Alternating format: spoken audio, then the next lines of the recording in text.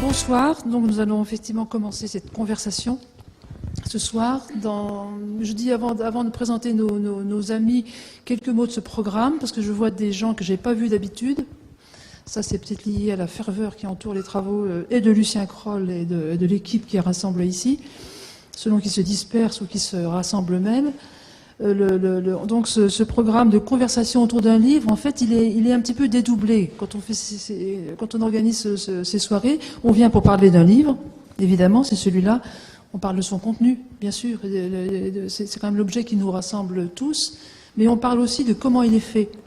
C'est-à-dire qu'il y a parmi nous aussi un public de gens qui travaillent, d'éditeurs, d'écrivains, de critiques, qui s'intéressent aussi à comment et pourquoi on fabrique un livre.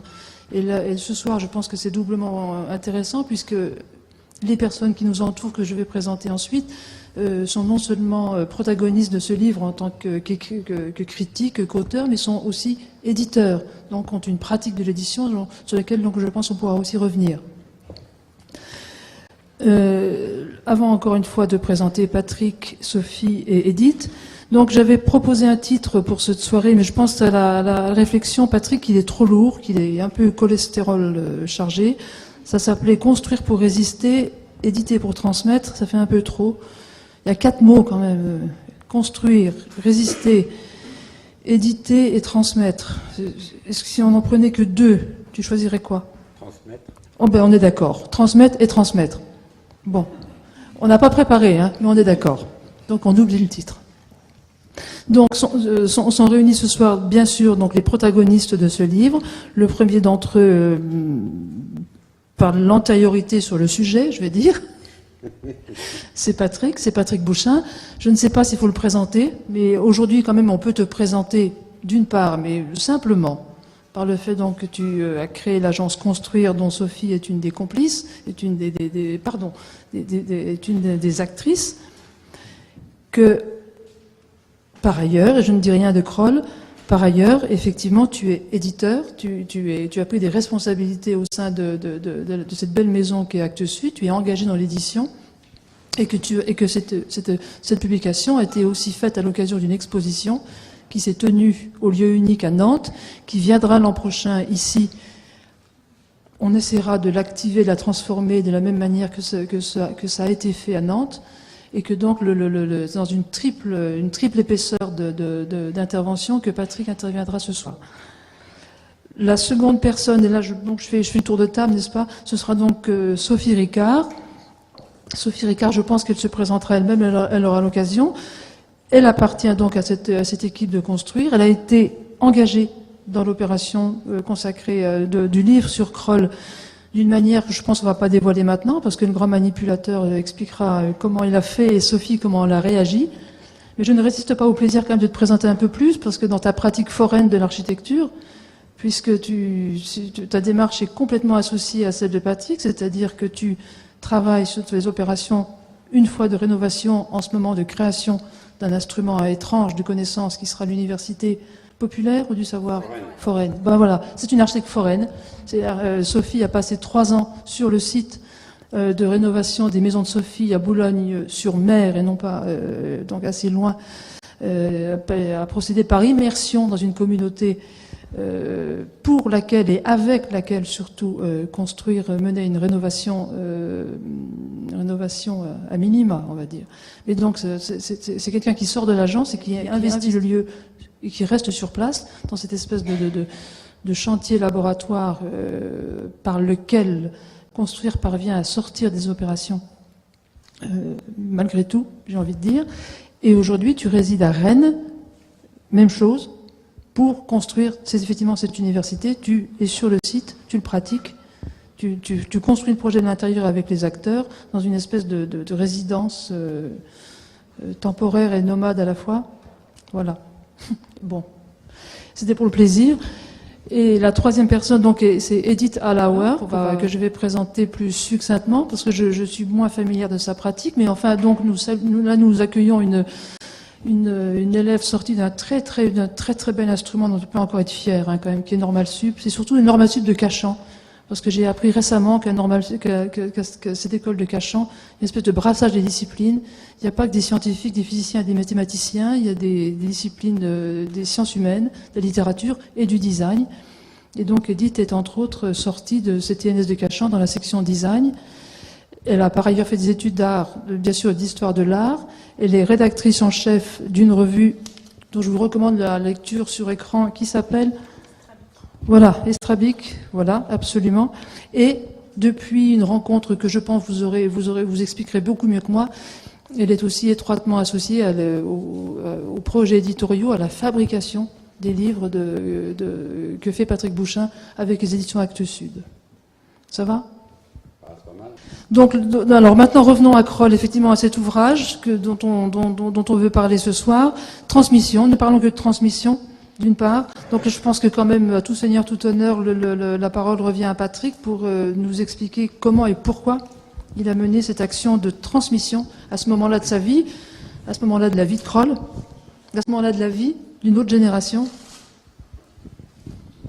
Non, moi je me pose toujours la question, à quel moment on apprend quelque chose ? Est-ce qu'on apprend quelque chose parce qu'on a vu quelque chose, parce qu'on a entendu quelque chose, parce qu'on a été associé avec quelqu'un ? Est-ce que voilà, c'est la lecture d'une revue, c'est la vue d'un film et autres ? Et c'est vrai qu'on a du mal à savoir qu'est-ce qui fait école et combien de temps ça fait école. Moi je pense que voilà, la vie entière est école, on peut dire la vie entière est éducation. Et qu'il y a peut-être un moment privilégié qui est peut-être le moment de l'école au sens classique du terme, et peut-être de l'université, mais principalement pour notre métier, qui est un métier qu'on doit faire tôt et en même temps qu'on doit terminer tard, puisque c'est un métier, on pourrait dire, artisanal et expérimental. Donc voilà, moi on pourrait dire que je n'ai pas fait d'école et que j'ai travaillé très tôt et que j'ai été marqué par des gens... on pourrait dire par le hasard de la vie, parce que sans construction, dont Lucien Kroll. Voilà, moi j'ai vu un jour un projet de Lucien Kroll et ça m'a bouleversé, ça m'a retourné et j'ai pas voulu faire comme lui, mais j'ai considéré qu'il y avait peut-être quelqu'un qui faisait autrement les choses. Attends, tu as vu lequel et tu l'as vu quand ? Alors, à quel moment de l'histoire en France ?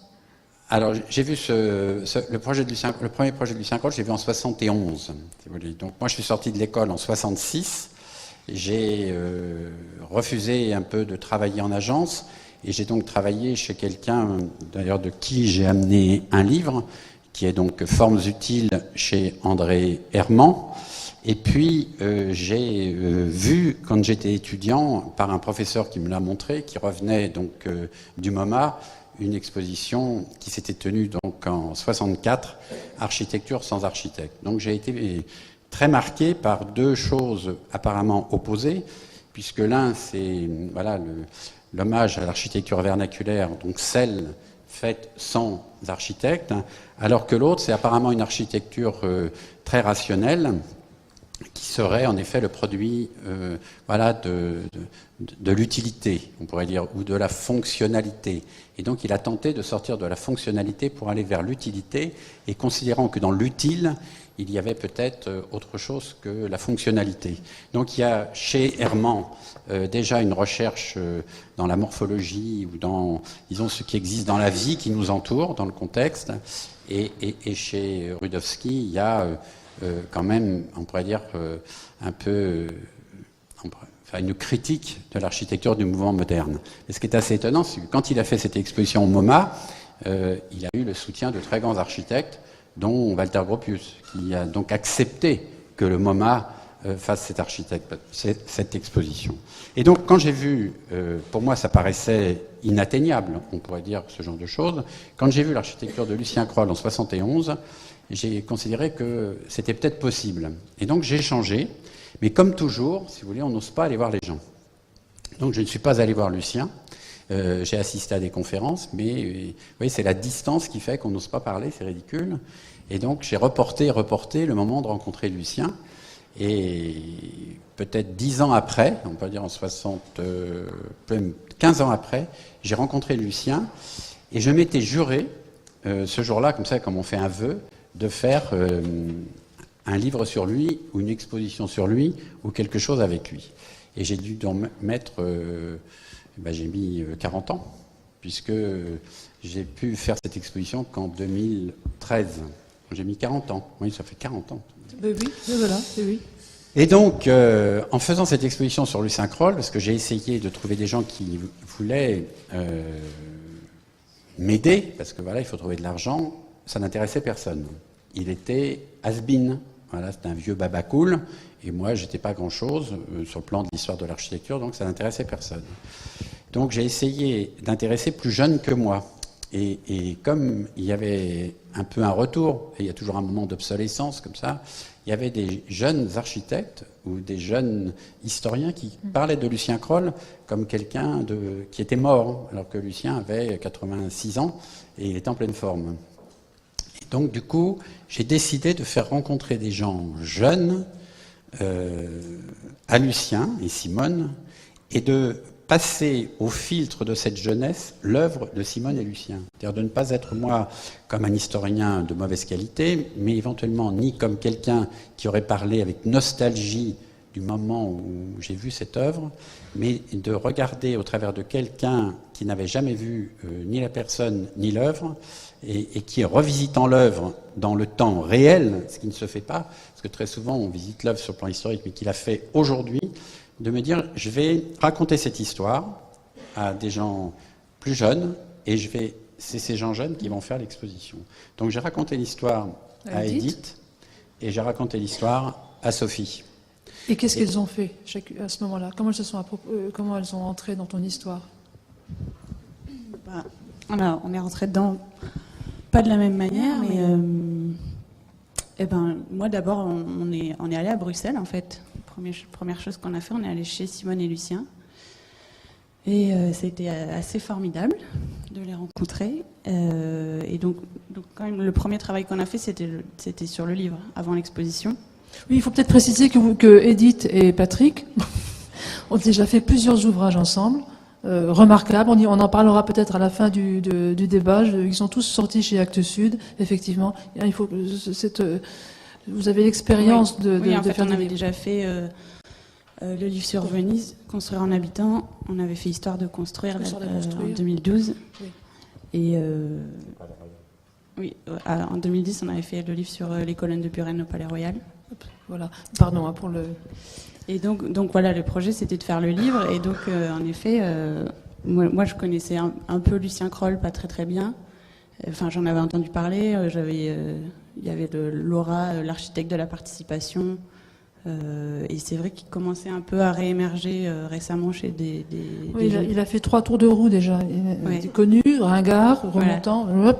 Quand on a vécu quand on a l'âge de Patrick, on sait que ça revient. Faut jamais perdre espoir. Et donc, voilà, nous, on est allé là-bas. Patrick m'a présenté les projets qui l'avaient le plus marqué, une quinzaine de projets. Et on a regardé ensemble. Moi, je me suis un peu plongée dans les archives, toute cette production assez conséquente, en fait. Et j'étais chargée de relire ça avec un filtre effectivement un peu candide, puisque je connaissais pas, en fait, la plupart des projets, je les connaissais pas. Et de faire une sélection plutôt au niveau du texte. Sur qu'est-ce qui me parlait, en fait. C'était ça, qu'est-ce qui me parlait le plus à moi aujourd'hui. Qu'est-ce que c'est les archives textes de Lucien Kroll? C'est 900 textes.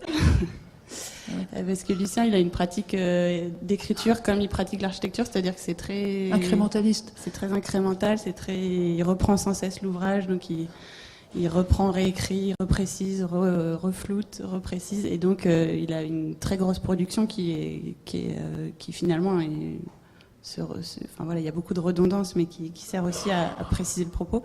Et donc l'idée, c'était de choisir dans ces 12 projets qu'on a choisis ce qu'on avait envie de mettre le plus en avant. Et donc on a extrait une série de citations, de sentences, comme on disait, qui étaient les plus à même de transmettre sa pratique. Mais parce que en effet, c'est un peu manipulateur de ma part. Pas du tout. On ne lui a pas dit quels étaient les projets qu'on choisissait, et on ne lui a jamais montré le livre, ni l'exposition. C'est-à-dire que la grande difficulté, c'est que moi j'avais une totale admiration pour leurs travaux, une totale amitié entre nous, une totale confiance. Et je pense que justement le monde dans lequel on est un monde sans confiance, sans délécation.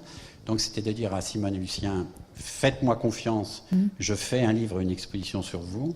Et moi de dire à Edith et à Sophie, je vous fais confiance, regardez dans ce qu'ils ont fait, ce qu'ils vous parlent. Parce que l'objet est bien de transmettre aujourd'hui la pensée de Lucien Kroll.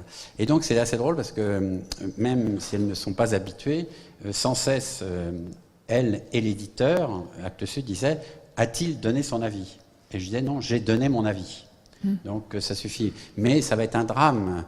Et, parce qu'au moment du bon à tirer, je dis non, au moment du bon à tirer, je ne montrerai pas parce qu'à ce moment-là, s'il remet en cause, ça sera trop compliqué. Et donc c'est assez drôle parce que il s'est d'abord inquiété, il a fait courir le bruit que ça ne marcherait pas. Après, il s'est rassuré par la douceur ou le respect que Edith et Sophie apportaient.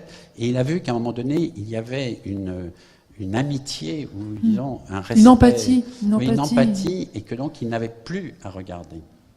Et donc le jour de l'exposition, je lui ai remis le livre le jour de l'inauguration de l'exposition et il a versé une larme et il m'a dit il est doux. Voilà, c'est le seul mot qu'il a utilisé, il est doux. Et donc pourquoi on a fait comme ça? C'est parce qu'il y avait une telle matière que ça aurait été plusieurs tomes, et peut-être que plusieurs tomes n'auraient pas été lus. Parce que voilà, il n'y avait pas de quoi faire plusieurs tomes.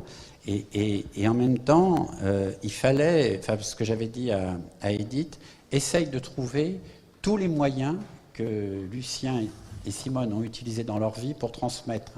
Puisqu'ils ont été à l'époque où le dessin primait sur le reste. Après, ils ont expérimenté la maquette, comme la maquette participative. Après, Lucien a terriblement expérimenté la photographie comme moyen de communiquer. Et ensuite, il a été un des premiers à utiliser l'informatique. Et d'ailleurs, son atelier s'appelle... il y a le mot informatique dans l'acronyme de son atelier. Et donc, c'est assez drôle. Il a compris que l'informatique pouvait introduire la diversité par la manipulation justement ce qu'il appelait des composants compatibles. Et donc du coup, il a même participé à l'élaboration d'un programme informatique. Et on ne pourrait pas croire d'ailleurs que Lucien est un informaticien. Et ensuite, ils se sont cassés les dents donc, sur la participation, puisque donc, sur 50 ans de vie professionnelle, les choses ont changé sur le plan social et autres. Et donc, je voulais que Edith et Sophie prennent justement, comme tu l'as dit, plusieurs tours de roue pour s'apercevoir en effet que toute situation réentraîne un autre mode, disons, d'appropriation et de transmission. Et donc, je voulais que le livre soit un peu cette compilation. Et donc, c'est assez drôle. Lui-même a redécouvert dans son œuvre la diversité des moyens qu'il a utilisés pour faire passer son idée. Et quant à Sophie, c'est autre chose parce que jamais les architectes ne montrent leur architecture usée. Jamais les architectes ne montrent leur architecture transformée. C'est parce que personne ne veut aller la voir aussi. C'est parce que eux-mêmes, le monde de l'édition ne s'intéresse pas non plus. Ne donnent pas les adresses des architectures qui sont transformées. Quand il y a eu démolition, ou même quand on le voit, toutes les critiques que Le Corbusier a portées sur Pessac et toutes les études qui ont été faites sur Pessac, sur l'appropriation de Pessac, c'est assez drôle que on n'ait pas considéré que peut-être cette architecture-là, y compris, était appropriable. Et donc, moi, ce que je voulais, c'était que Sophie aille avec eux, parce que c'est quand même étonnant de retourner sur un chantier qui est habité depuis 30 ans, sonne à la porte, que la personne qui ouvre, on lui demande « Êtes-vous l'habitant d'origine ?» et qu'elle puisse faire une photo même de ce contact, parce qu'il peut même y avoir un contact violent, disant « Assez-vous le responsable de cette merde ?» ou je sais pas quoi et tout. Et donc, du coup, c'est disons, l'intuition et la spontanéité de Sophie que j'ai utilisée pour, à côté des images anciennes, de pouvoir mêler des images contemporaines et de s'apercevoir que l'architecture de Lucien Kroll est une architecture qui est dans le temps, qui est dans le mouvement. Elle n'est pas dans l'arrêt. Patrick, l'intuition de Sophie, la spontanéité et l'expérience aussi.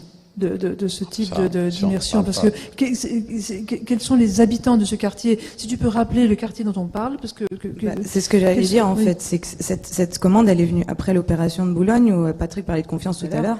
Et l'opération de Boulogne, c'est tout à fait ça. C'est-à-dire que moi, je sortais de l'école, j'avais déjà effectué un stage à l'agence. Il m'avait parlé de ce projet et il m'a fait confiance. C'est-à-dire que moi, j'avais très envie d'y aller à Boulogne, d'aller vivre avec ses habitants, parce qu'il avait compris aussi que j'étais quelqu'un qui était plus de terrain, on va dire.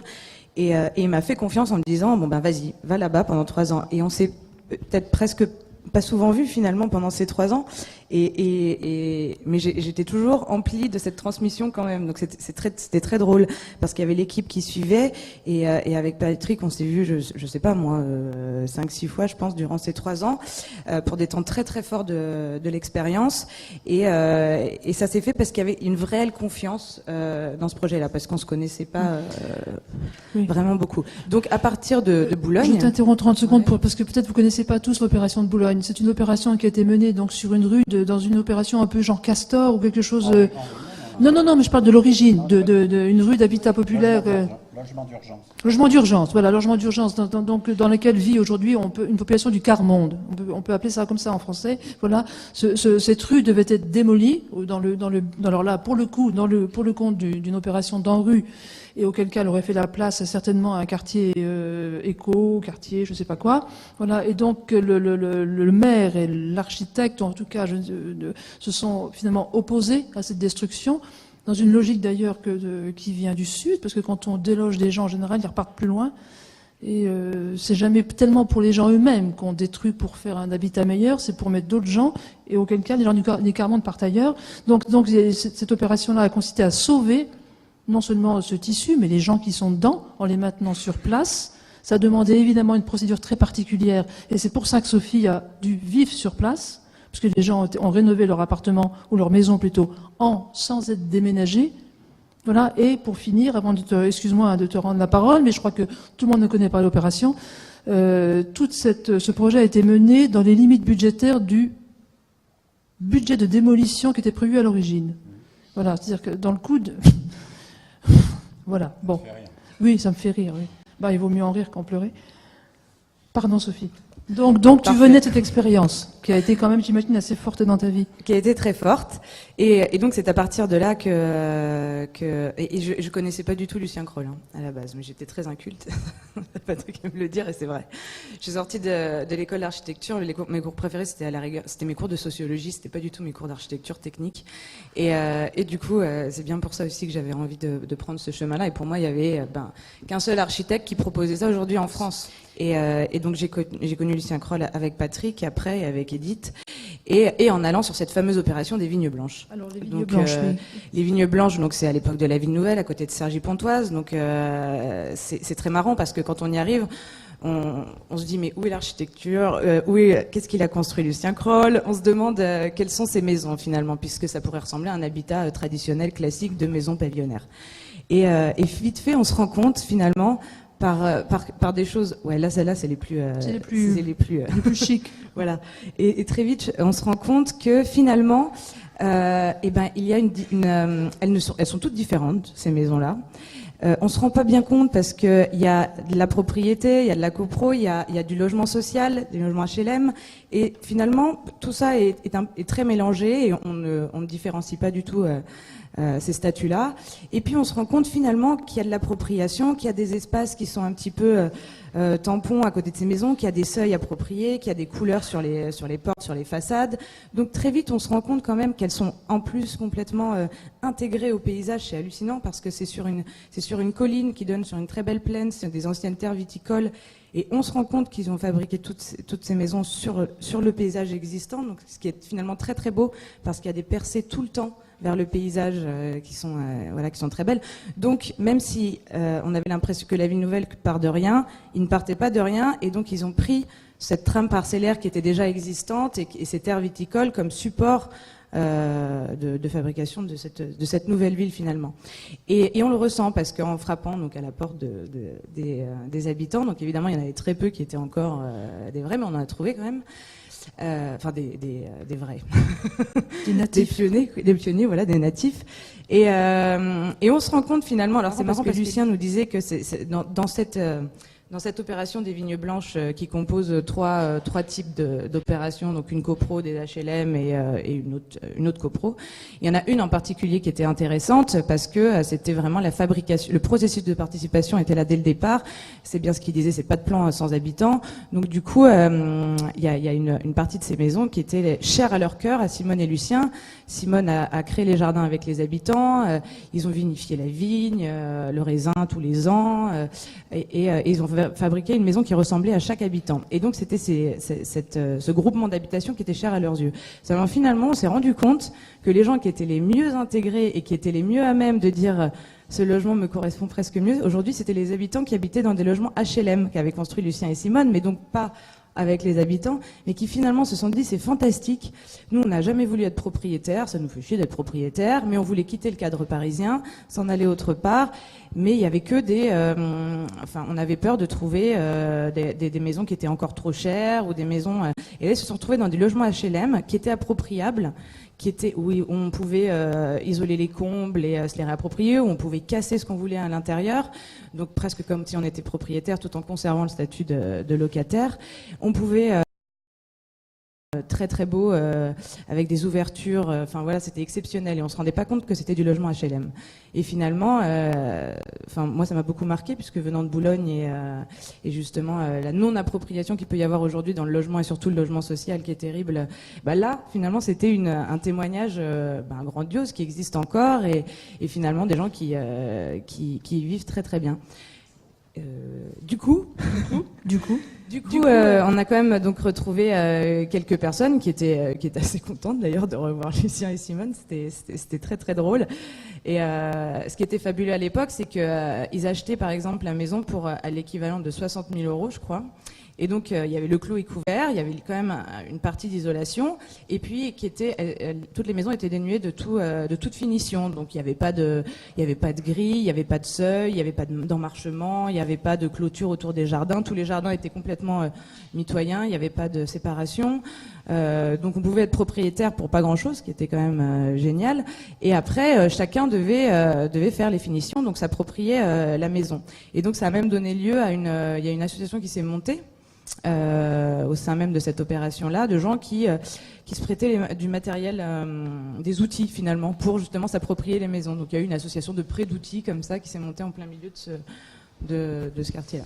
Non mais parce que en effet, pour certains qui pensent que la participation c'est une farce, voilà, il faut essayer de comprendre, si vous voulez, que je regarde la personne qui le dit. Il faut comprendre que la participation, c'est tout. C'est pas que l'habitant. La participation, c'est savoir déléguer à quelqu'un qui prend en charge quelque chose et qui le transmet à l'autre. Donc moi, admettons, ce travail que là j'ai fait récemment avec des gens très jeunes, arrivant à la fin de ma vie professionnelle, j'ai envie de transmettre en faisant confiance. C'est-à-dire de dire, c'est une forme de participation que de donner à d'autres, apparemment, à ceux qui apparemment ne savent pas faire, peut-être de les protéger pour faire. C'est-à-dire, profiter de la candeur et du non-savoir-faire, ou peut-être même de l'analphabétisme qui peut exister, et peut-être grâce à cette candeur, d'avoir le courage d'affronter l'horreur, on pourrait dire, parce que le monde dans lequel on vit est quand même assez redoutable. Et donc, quand je ne voulais pas voir Sophie, c'était justement pour garder cette distance, pour que je n'ai pas d'autorité autoritaire sur elle, au point de l'empêcher d'être autonome. Donc, c'est une distance volontaire. Mais je ne la voyais que 5 fois, pour la protéger des coups les plus terribles qui pouvaient lui tomber dessus, exemple le préfet ou, je sais pas quoi, le maire ou la police. Et je la laissais libre en disant aux gens qui voulaient l'empêcher, laissez-la, je la cautionne. On parle de Boulogne, là, voilà. Bien sûr. On parle de Boulogne. Mais pour Edith, des fois je lui fais le coup, je ne lis pas les textes qu'elle écrit.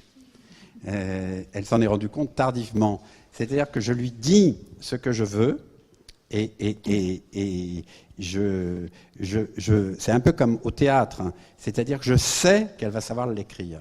Je sais qu'elle va savoir interpréter ce que je lui demande. Mais Patrick, et si je lisais, je corrigerais trop ce qu'elle fait et donc je l'empêcherais de Oui. participer à l'acte dans lequel Oui. je la mets. Voilà. Mais si je peux t'interroger sur un autre angle aussi, qui se rapporte à ce livre et à sa fabrication. C'est-à-dire comment on écrit un ouvrage qui transmet. Alors- Est-ce que attends ma question. Le fait effectivement d'installer ce jeu de transmission à l'intérieur de la fabrication du livre avec Sophie et Edith, tu viens d'expliquer, mais est-ce que c'est pas aussi parce que peut-être ces deux plus jeunes personnes vont aussi avoir quelque chose que peut-être tu n'aurais pas eu toi, de par l'empathie que tu as, qui est aussi une petite distance critique à l'égard de Kroll. Peut-être que Si. toi, tu pourrais pas l'avoir, Mais non, bien et qu'elles, sûr. elles vont l'avoir Mais parce bien que bien sûr. précisément, et qu'effectivement, un travail de transmission doit contenir sa propre critique. Mais bien sûr. Voilà, quand on est trop près, bien quand sûr. on aime, on compte pas. En même et ça temps, va il faut pas. être très proche Mais il faut être pour très voir proche, la chose, et et il faut prendre de la distance. Oui, et c'est pour peut-être pouvoir votre rôle agir. aussi. Qu'est-ce que tu en penses, Edith? Moi, je pense qu'il y a quelque chose qu'on a oublié de dire, c'est qu'un livre, c'est quand même un objet. Donc, on l'a pas fait que tous les trois, on l'a fait aussi avec des éditeurs, avec des graphistes, et toute la partie iconographie. Oui. Elle a été aussi, moi je pense il y a quelque chose qui a été très important dans cette fabrication, c'est que toutes les archives de Lucien et Simone, et c'était beaucoup de photographies assez cheap, assez un peu sombres et voilà, parce qu'il faisait exprès, Lucien, de prendre des photos, il voulait pas qu'on médiatise le bâti. Et donc on s'est retrouvé face à énormément de diapositives, de goûters, de plein d'événements, bon, voilà. Et donc il y a eu aussi, je pense, une grosse transmission là-dessus, c'est-à-dire que Agnès et Corentin, qui ont été les graphistes du livre, ont aussi eu ce regard de se plonger là-dedans, et il y a des choses qui les ont que moi-même j'avais pas vu, je pense que vous non plus, ni Lucien et Simone, et ils ont fait tout un travail graphique de relecture, il y a eu tout un nettoyage en photogravure, et même nous, le jour de l'inauguration de l'exposition, on a été surpris de voir ces images qu'on n'avait pas vues avant. Donc il y a aussi cette Toujours la bien même sûr. chaîne, parce qu'on a bien, choisi oui. une graphiste Qui qui est elle-même une pourrait, graphiste oui. expérimentée pour Actes Sud, et elle-même, elle avait chez elle donc un jeune graphiste, on pourrait dire un stagiaire, son assistant. Oui, non, mais stagiaire et assistant. Et c'est assez drôle. À Corentin, on lui a raconté pareil l'histoire, et c'est lui qui a presque eu une meilleure lecture que nous, puisque la lecture qu'il en avait, c'était d'aller chercher l'image qui allait illustrer l'histoire, quoi. Et donc c'est toujours cette même idée, c'est je transmets, je fais confiance, j'accepte le retour et j'accepte l'erreur. C'est-à-dire que j'accepte, et même que c'est comme l'interprétation au cinéma. Je peux transmettre à un acteur l'idée qu'il doit jouer, mettons, un sentiment amoureux, mais je me laisse surprendre par le jeu de l'acteur, par comment il exprimera le sentiment amoureux. Moi, j'ai une idée d'eux, parce que je l'ai vu sur un autre film où je l'ai vécu moi-même, mais quand je vais le raconter à quelqu'un, cette personne va le jouer comme elle l'a vécu peut-être dans sa vie, ou elle a été nourrie par les livres ou les films qu'elle a vus. Donc il faut faire de l'architecture comme ça. C'est ça, l'architecture de la participation. L'architecture de la participation, en effet, ça n'est pas de demander aux habitants leur avis sur l'architecture. C'est de considérer que tout habitant est un architecte, on pourrait dire, ou que tout architecte est un habitant, puisque tous nous avons l'expérience d'habiter. Et donc après, par rapport à l'histoire que Sophie raconte, ce qui est formidable, c'est de faire le logement pour un autre. C'est pas d'être égoïste, de faire son logement dont je serai le seul occupant, mais je peux être à un moment donné le représentant, comme le politique peut être le représentant élu d'une population, je peux, en tant qu'habitant d'une autre chose, être le représentant pour exprimer quelque chose qui pourra correspondre à un habitant que je ne connais pas. Et éventuellement, laisser à cet habitant qui viendrait la part de changement, parce qu'il y aura une adaptation ou une adoption modificative, on pourrait dire, de cet habitant quand il va recevoir la chose. C'est ça, l'architecture de la participation. Si tu en fais compte, c'est pas du tout une architecture, enfin, ou tout au moins une démocratie participative qui est une démocratie bavarde, c'est une démocratie autonome où chacun, à un moment donné, produit un acte dont cet acte s'adjoint à l'autre et fait donc la chose commune. Alors donc, pour revenir à la jeunesse, parce que moi j'en ai assez de ces histoires d'enseignement sans fin, où il faut reporter, comme s'il y avait un préalable toujours avant de pouvoir rentrer dans la vie professionnelle. Moi je pense qu'il faut rentrer le plus tôt possible dans la vie professionnelle. professionnel, et il faut y rentrer donc avec candeur. Voilà, et donc, pourquoi j'ai choisi Edith pour écrire? C'est parce que Edith voulait me rencontrer, parce qu'elle faisait un travail de recherche qui se rapprochait de ce que je faisais. Et donc, moi, j'ai pour habitude, quand c'est comme ça, d'adopter. Je l'ai donc débauchée. C'est-à-dire que comme elle ne voulait pas, en tant que normalienne... Adopter, débaucher, disons. Non, mais elle ne voulait pas, en tant que normalienne, enseigner. Et je voulais que son envie, peut-être d'être éditrice, car elle voulait être éditrice, de la prendre comme stagiaire dans un premier temps, pour faire un livre que j'attendais depuis 25 ans sur les colonnes de Daniel Buren au Palais Royal, auquel j'avais participé. Il n'y avait jamais de livre sur ça. Et donc, je l'ai fait rentrer comme ça près de moi. Et après, ce qui est assez drôle, c'est qu'on a obtenu qu'elle soit donc boursière alors qu'elle était normalienne et qu'elle aurait dû rentrer à l'Éducation nationale. En faisant une thèse, elle a le droit d'être boursière et de continuer donc son travail de recherche. Mais là où j'ai été assez pervers, parce que je suis manipulateur et pervers, comme tu le sais, c'est que j'ai demandé que le texte sur Lucien Kroll soit écrit par un philosophe critique qui est Thierry Pacaud. J'allais y venir. Mais avant, on peut... Attends, mais qui est son prof? Qui est son prof? D'accord. Et donc j'ai retourné la situation, ce qui a été très douloureux pour elle, parce elle allait donc le voir pour suivre un cours, et elle lui réclamait le texte parce qu'elle était éditrice. C'est-à-dire que j'ai créé un rapport d'équité et d'équilibre. C'est elle qui de temps en temps lui réclamait le texte. C'est Thierry Pacaud qui a dû souffrir. Et elle se faisait engueuler par Pacaud parce qu'elle faisait un livre plutôt que sa thèse. Et donc, vous voyez, c'est toujours de ramener d'ailleurs à l'université quelque chose et de tirer son professeur sur une chose concrète, quoi. Et donc, je pense que c'est cette alchimie que j'appelle en effet transmettre, et c'est peut-être une alchimie de la participation. Voilà. Mais quand même, cette question que je voulais, si je peux me permettre, après cette brillante... Ouais, arrête.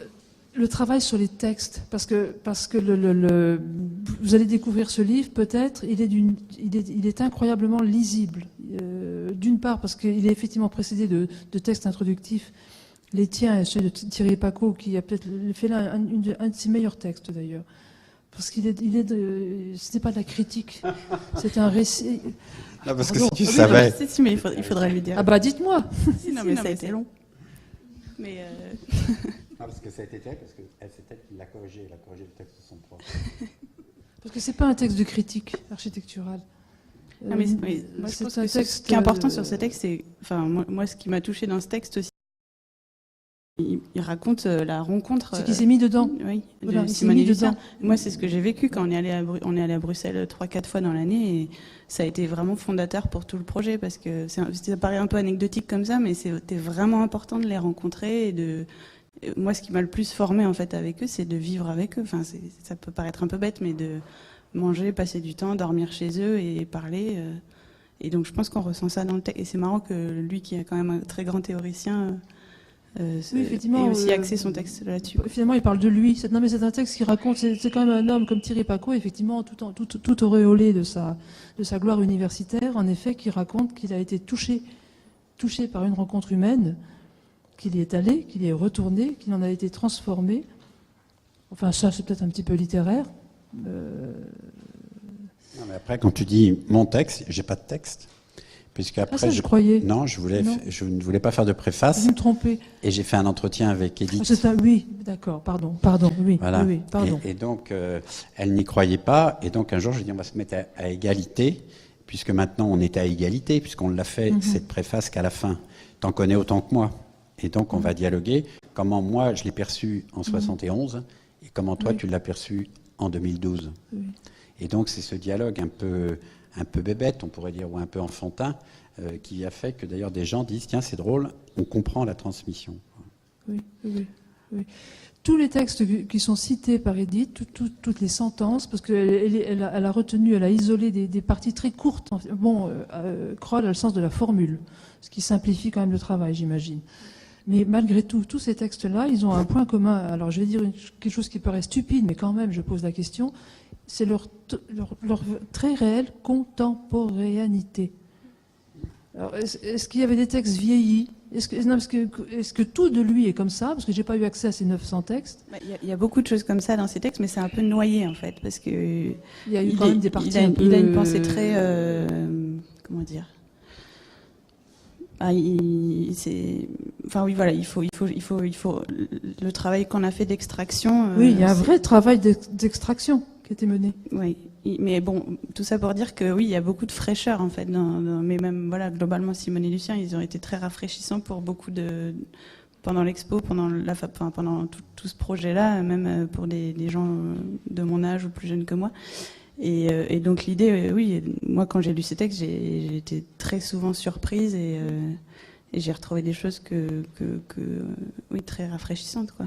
Donc on a Rafraîchissante parce que le mot est presque gentil, parce que ça peut vouloir dire c'est gentil, ou vraiment d'une très très grande acuité. Mais c'était très confus, hein. Le Oui. travail que Edith a fait. Oui, non, mais je pense qu'il faut saluer ça. Dans parce l'œuvre que- de Lucien, il y a eu beaucoup d'échecs. Comme Oui. il y a eu énormément ce qu'on a appelé les invendus, il y a au bout d'un certain temps une certaine aigreur. Et plus on va dans le temps, on pourrait croire qu'il y a c'est un peu avec de l'acrimonie. Il y a une envie de régler des comptes. Et comme moi, je voulais garder ce qu'il y avait de plus fort Oui. chez Lucien, c'est les seules indications que je donnais toujours donc à Edith et à Sophie au niveau du regard et à Corentin, c'est prenez ce qu'il y a de plus frais et ce qu'il n'y a pas, disons, un peu comme règlement de compte. Mais après, ce qu'on a fait, c'est on a fait un autre travail, c'est que quand l'exposition s'est installée, Au lieu unique, au donc. lieu unique à voilà. Nantes, la scénographie a été faite par un jeune architecte qui travaille à l'agence, qui est un géorgien. Et donc l'idée, c'était que ça aussi, je le délègue. C'est-à-dire que je ne fasse pas la scénographie. C'est-à-dire que j'ai donné un cap et après, je l'ai laissé faire. Donc c'est Dato Tarielashvili qui a fait la scénographie. Mais ensuite, c'était de faire que les gens du lieu unique l'autoconstruisent. On l'a fait, cette exposition, avec des restes d'une autre exposition, qu'une forme de réemploi des expositions, ce qu'on jette beaucoup, et je n'aime pas cette façon de jeter. Et après, c'est assez drôle, parce que il nous est arrivé quand même un drame pendant cette exposition, c'est qu'on a donc fait l'inventaire de l'œuvre de Lucien Kroll. On a un peu, grâce à ça, classé ses archives, et il a embauché un jeune collaborateur chez lui qui a tout classé, donc avec Edith. Et dans notre dos, pendant que nous faisions ce travail, alors que je voulais déposer ces archives à un seul endroit, peut-être à la Cité de l'Architecture ou ailleurs, mais je voulais que Lucien donne à un seul endroit la totalité de son travail. Sa bibliothèque, ses photos, ses plans et ses textes. Nous l'espérons, ouais. Voilà. Nous l'espérons beaucoup. Mais dans mon dos, sans me prévenir, le Centre Pompidou est allé chez Lucien Kroll. Et bien entendu, quand on s'appelle Centre Pompidou, ça fait plaisir quand on vient jamais vous voir. Et donc le Centre Pompidou est venu chercher le projet qui m'a marqué, la Mémé à Louvain-la-Neuve en 71, et a embarqué la totalité des calques de Lucien Kroll pour en faire en fin de compte un dépôt au Centre Pompidou, parce que cette partie-là de l'architecture manque. Il y avait Bernard Cohn et Lucien Kroll qui n'étaient pas présents.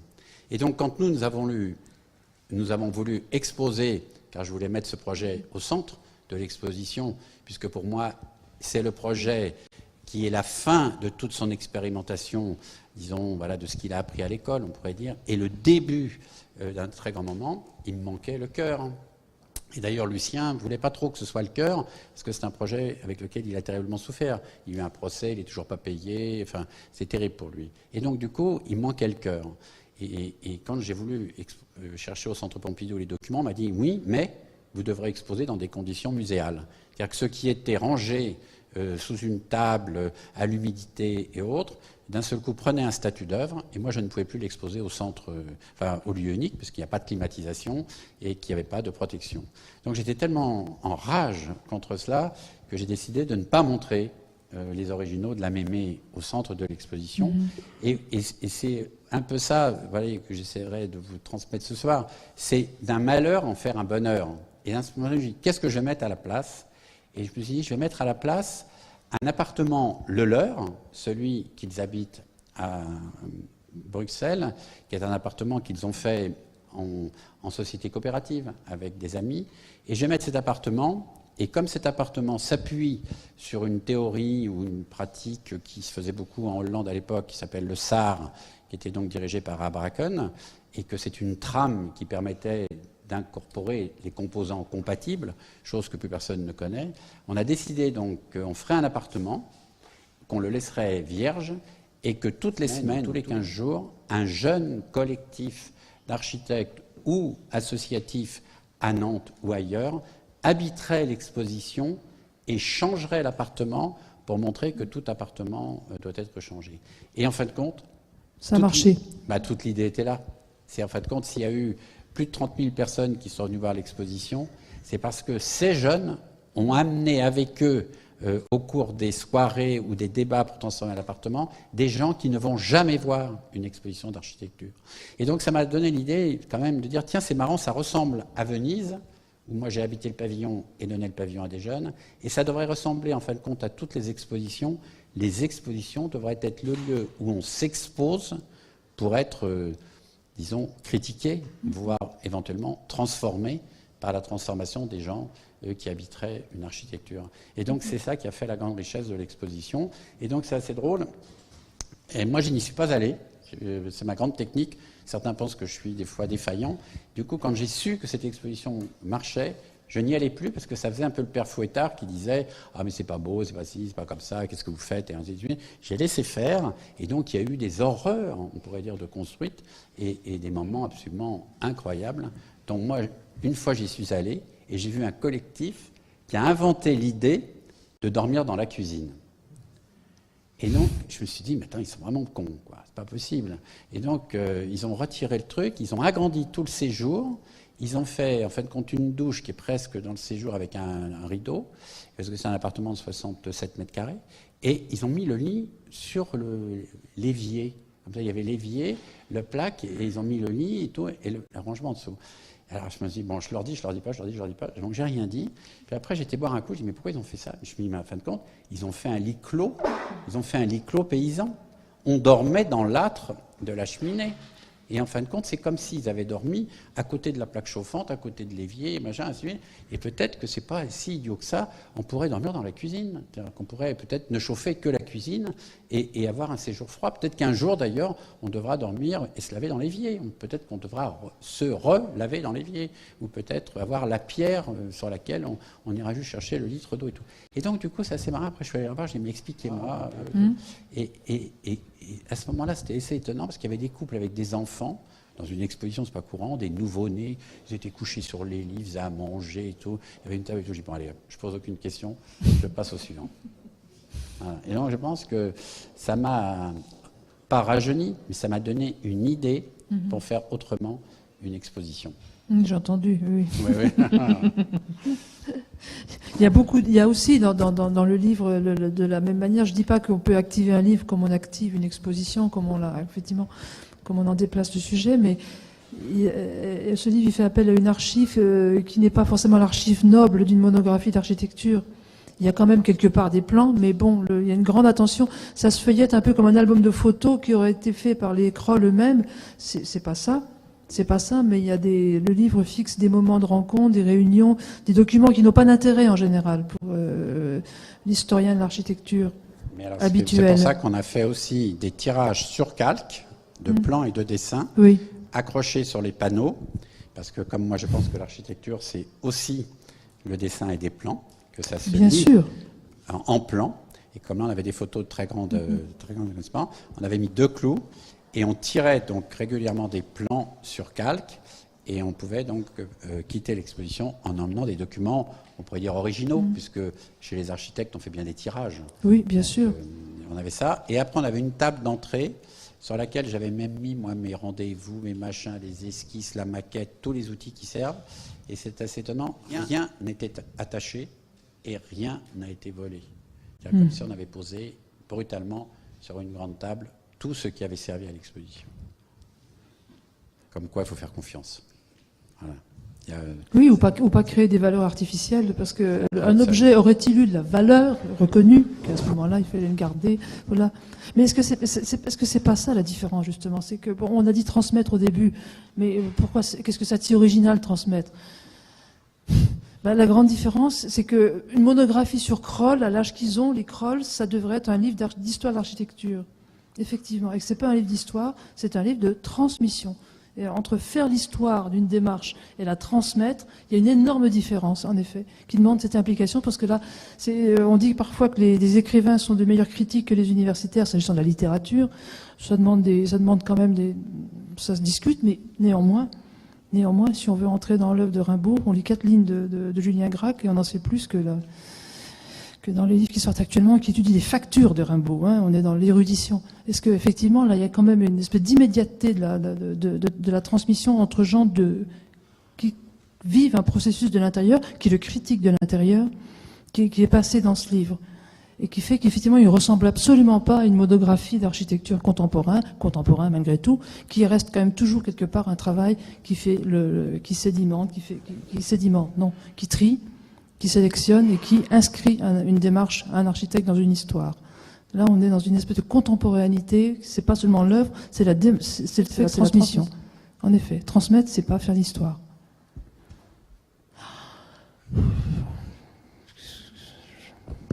Je t'en prie, dis quelque chose. Non, j'attends que la Cité de l'Architecture expose Kroll. Oui, on va le faire avec toi, parce qu'effectivement, nous avons repris cette exposition. Et je suis responsable du retard qu'elle va prendre, Patrick, car, je vais te le dire, je peux dire, mais non, j'assume, parce qu'on s'est engueulé là-dessus, donc autant que ça se sache devant tout le monde, j'ai jugé, Patrick, que c'est pas parce que le hall d'Abou actuellement est en gravat, que personne n'en veut, qu'on mettrait Kroll dans les gravats parce que c'est Kroll. Alors donc, la Cité de l'Architecture terminera ses travaux. Accepte les archives de Lucien Kroll. Ah ben nous on le souhaite, bien sûr, oui, bien sûr, mais tant pis pour. Mais ça, bon, on va pas revenir sur ce qui a été fait avec. Ce soir. Hein. Ah, est-ce que David Pesseret est là? Parce que je voudrais pas non plus. Bon, ben alors oui, il est pas là. Non, Ce mais. qui est intéressant, c'est qu'il y a le fond de livre. Quand je vois là qu'il y a des acquisitions, il y a un fond de livre chez Lucien. Oui. Voilà, je pense qu'il y en a beaucoup qui ne sont pas ici, et donc on pourrait déjà s'assurer que le fond de livre soit là et que le fond de plan, quand même, soit ici. Ce serait pas. Même si. Ça n'est pas tout de suite consultable, mais au moins qu'on soit sûr que ce soit sauvé. Oui. Voilà. Et maintenant, il est prêt à le donner, ce qui n'était pas le cas. La difficulté du recueil d'un fond de livre, c'est de le garder comme un fond. Car précisément, c'est le fond qui fait sa cohérence, et il ne faut pas le disperser ensuite dans une bibliothèque où... Mais bon, on connaît ça par cœur. Donc c'est presque plus difficile de garder le fond de livre, mais il faut le faire en effet dans sa cohérence, de le rendre accessible sans lui faire perdre ce tout qu'il est et qui est construit. On peut faire un débat avec la salle. Ah bah il serait oui parce que là. Autorisé. Oui, je vois qu'on me dit oui, il fallait que je.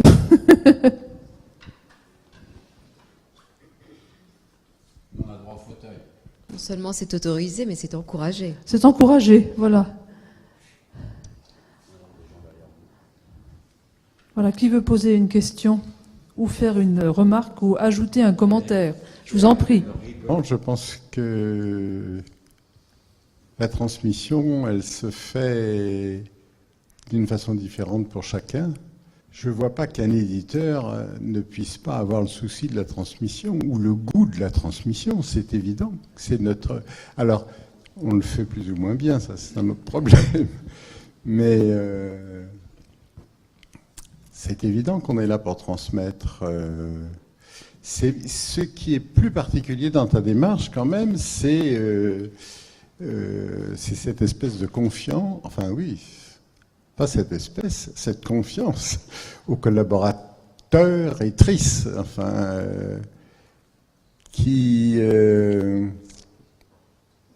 moi qui m'interpelle parce que justement quelque part. Tu te censures, puisque j'imagine que tu as des choses à dire, et que du coup tu ne les dis pas, et tu laisses dire les autres. C'est pas trop frustrant? Voilà la question. Oui, on pourrait dire que c'est un manque de courage. Oh non. Enfin, c'est ce que certains disent. Ah oui. Non, mais c'est pas toi qui le dis. C'est pas toi qui le dis. C'est un manque de courage de se dévoiler. Moi, mon courage, je le mets dans le risque de donner à quelqu'un qui pourrait se planter. Voilà, je mets mon courage là, si tu veux. Et je mets peut-être pas mon courage, en effet, en disant réellement ce que je pense. Je mets mon courage en disant, tiens, si on le disait à plusieurs. Non, mais on me l'a souvent reproché. On m'a même traité de pusillanime. D'ailleurs, c'est Antoine Vitesse qui me traitait de pusillanime. Voilà. Voilà. C'est quelqu'un d'autorisé, comme on dit. Oui. Non, mais ce qui est compliqué, si tu veux, c'est que, voilà, moi je pense que je pense qu'on néglige énormément de compétences. Voilà, je pense qu'on est dans une société où on ne fait pas assez attention à la qualité de chacun. Voilà. Et donc, comme moi, des fois, j'ai l'avantage qu'on me laisse faire ou qu'on me commande au prétexte qu'on croit que je suis compétent, si tu veux, je fais glisser cette compétence sur quelqu'un d'autre qui, voilà, à qui on ne le donnerait pas. Alors pourquoi je fais ça? C'est parce que très tôt, beaucoup de personnes m'ont fait confiance. Voilà. Et j'ai peut-être été élevé dans un établissement d'enseignement où on me faisait confiance. Voilà, j'étais sonneur de cloche, par exemple. Donc c'est moi qui sonnais la cloche toutes les heures. Donc j'avais le rythme du collège, par exemple. Voilà.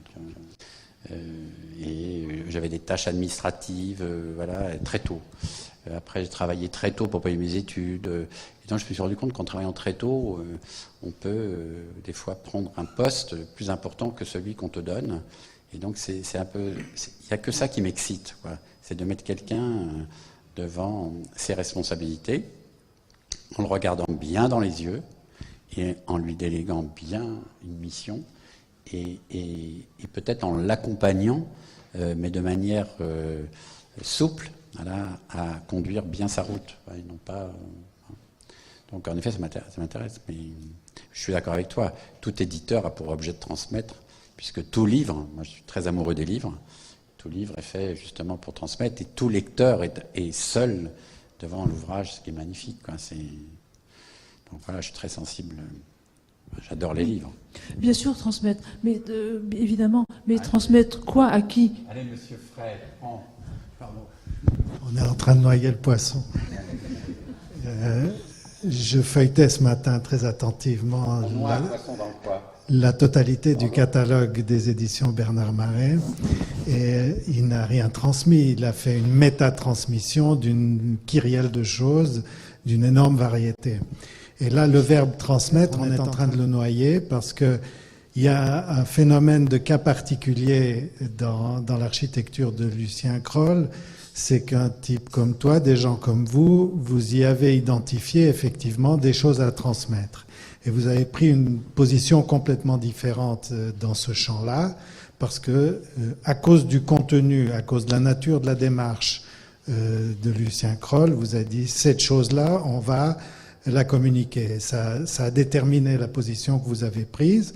Et à la fin, on est très poli, alors on ne prend pas de position durement ou précisément polémique, mais évidemment, ce faisant, vous avez écrit en négatif un manifeste contre les pitreries archivistiques et les manipulations mémorielles auxquelles se livre la prétendue histoire de l'architecture, qui est une branche de la littérature, qui raconte des mythes, qui construit des mythes, qui les fabrique, qui discrimine des familles de mythes pour faire des effets d'association, et c'est précisément pas l'objet de ce qu'il y avait à faire avec Lucien Kroll. Et peut-être c'est là qu'on revient à ce qui, dans cette œuvre, nous tient à cœur, qui fait peut-être que ça, c'est une chose pour une cause même, Bouchin, pour laquelle tu te lèves le matin, alors que pour raconter Dieu sait quoi sur Dieu. Un avis sur ça, parce que comme moi je suis voilà, j'ai quand même peur que le livre disparaisse. Non. Non, mais c'est vrai ce qu'il dit, parce que à la limite, ce que, excuse-moi de te citer, ce que Patrick Bouchin ou ce que Bernard Marais pense de Tartampion, tout le monde s'en fout. Ce qui est intéressant, enfin, à mon avis, ce qui est intéressant, c'est de transmettre l'œuvre. Et d'essayer, la difficulté, c'est d'essayer de la transmettre le mieux possible.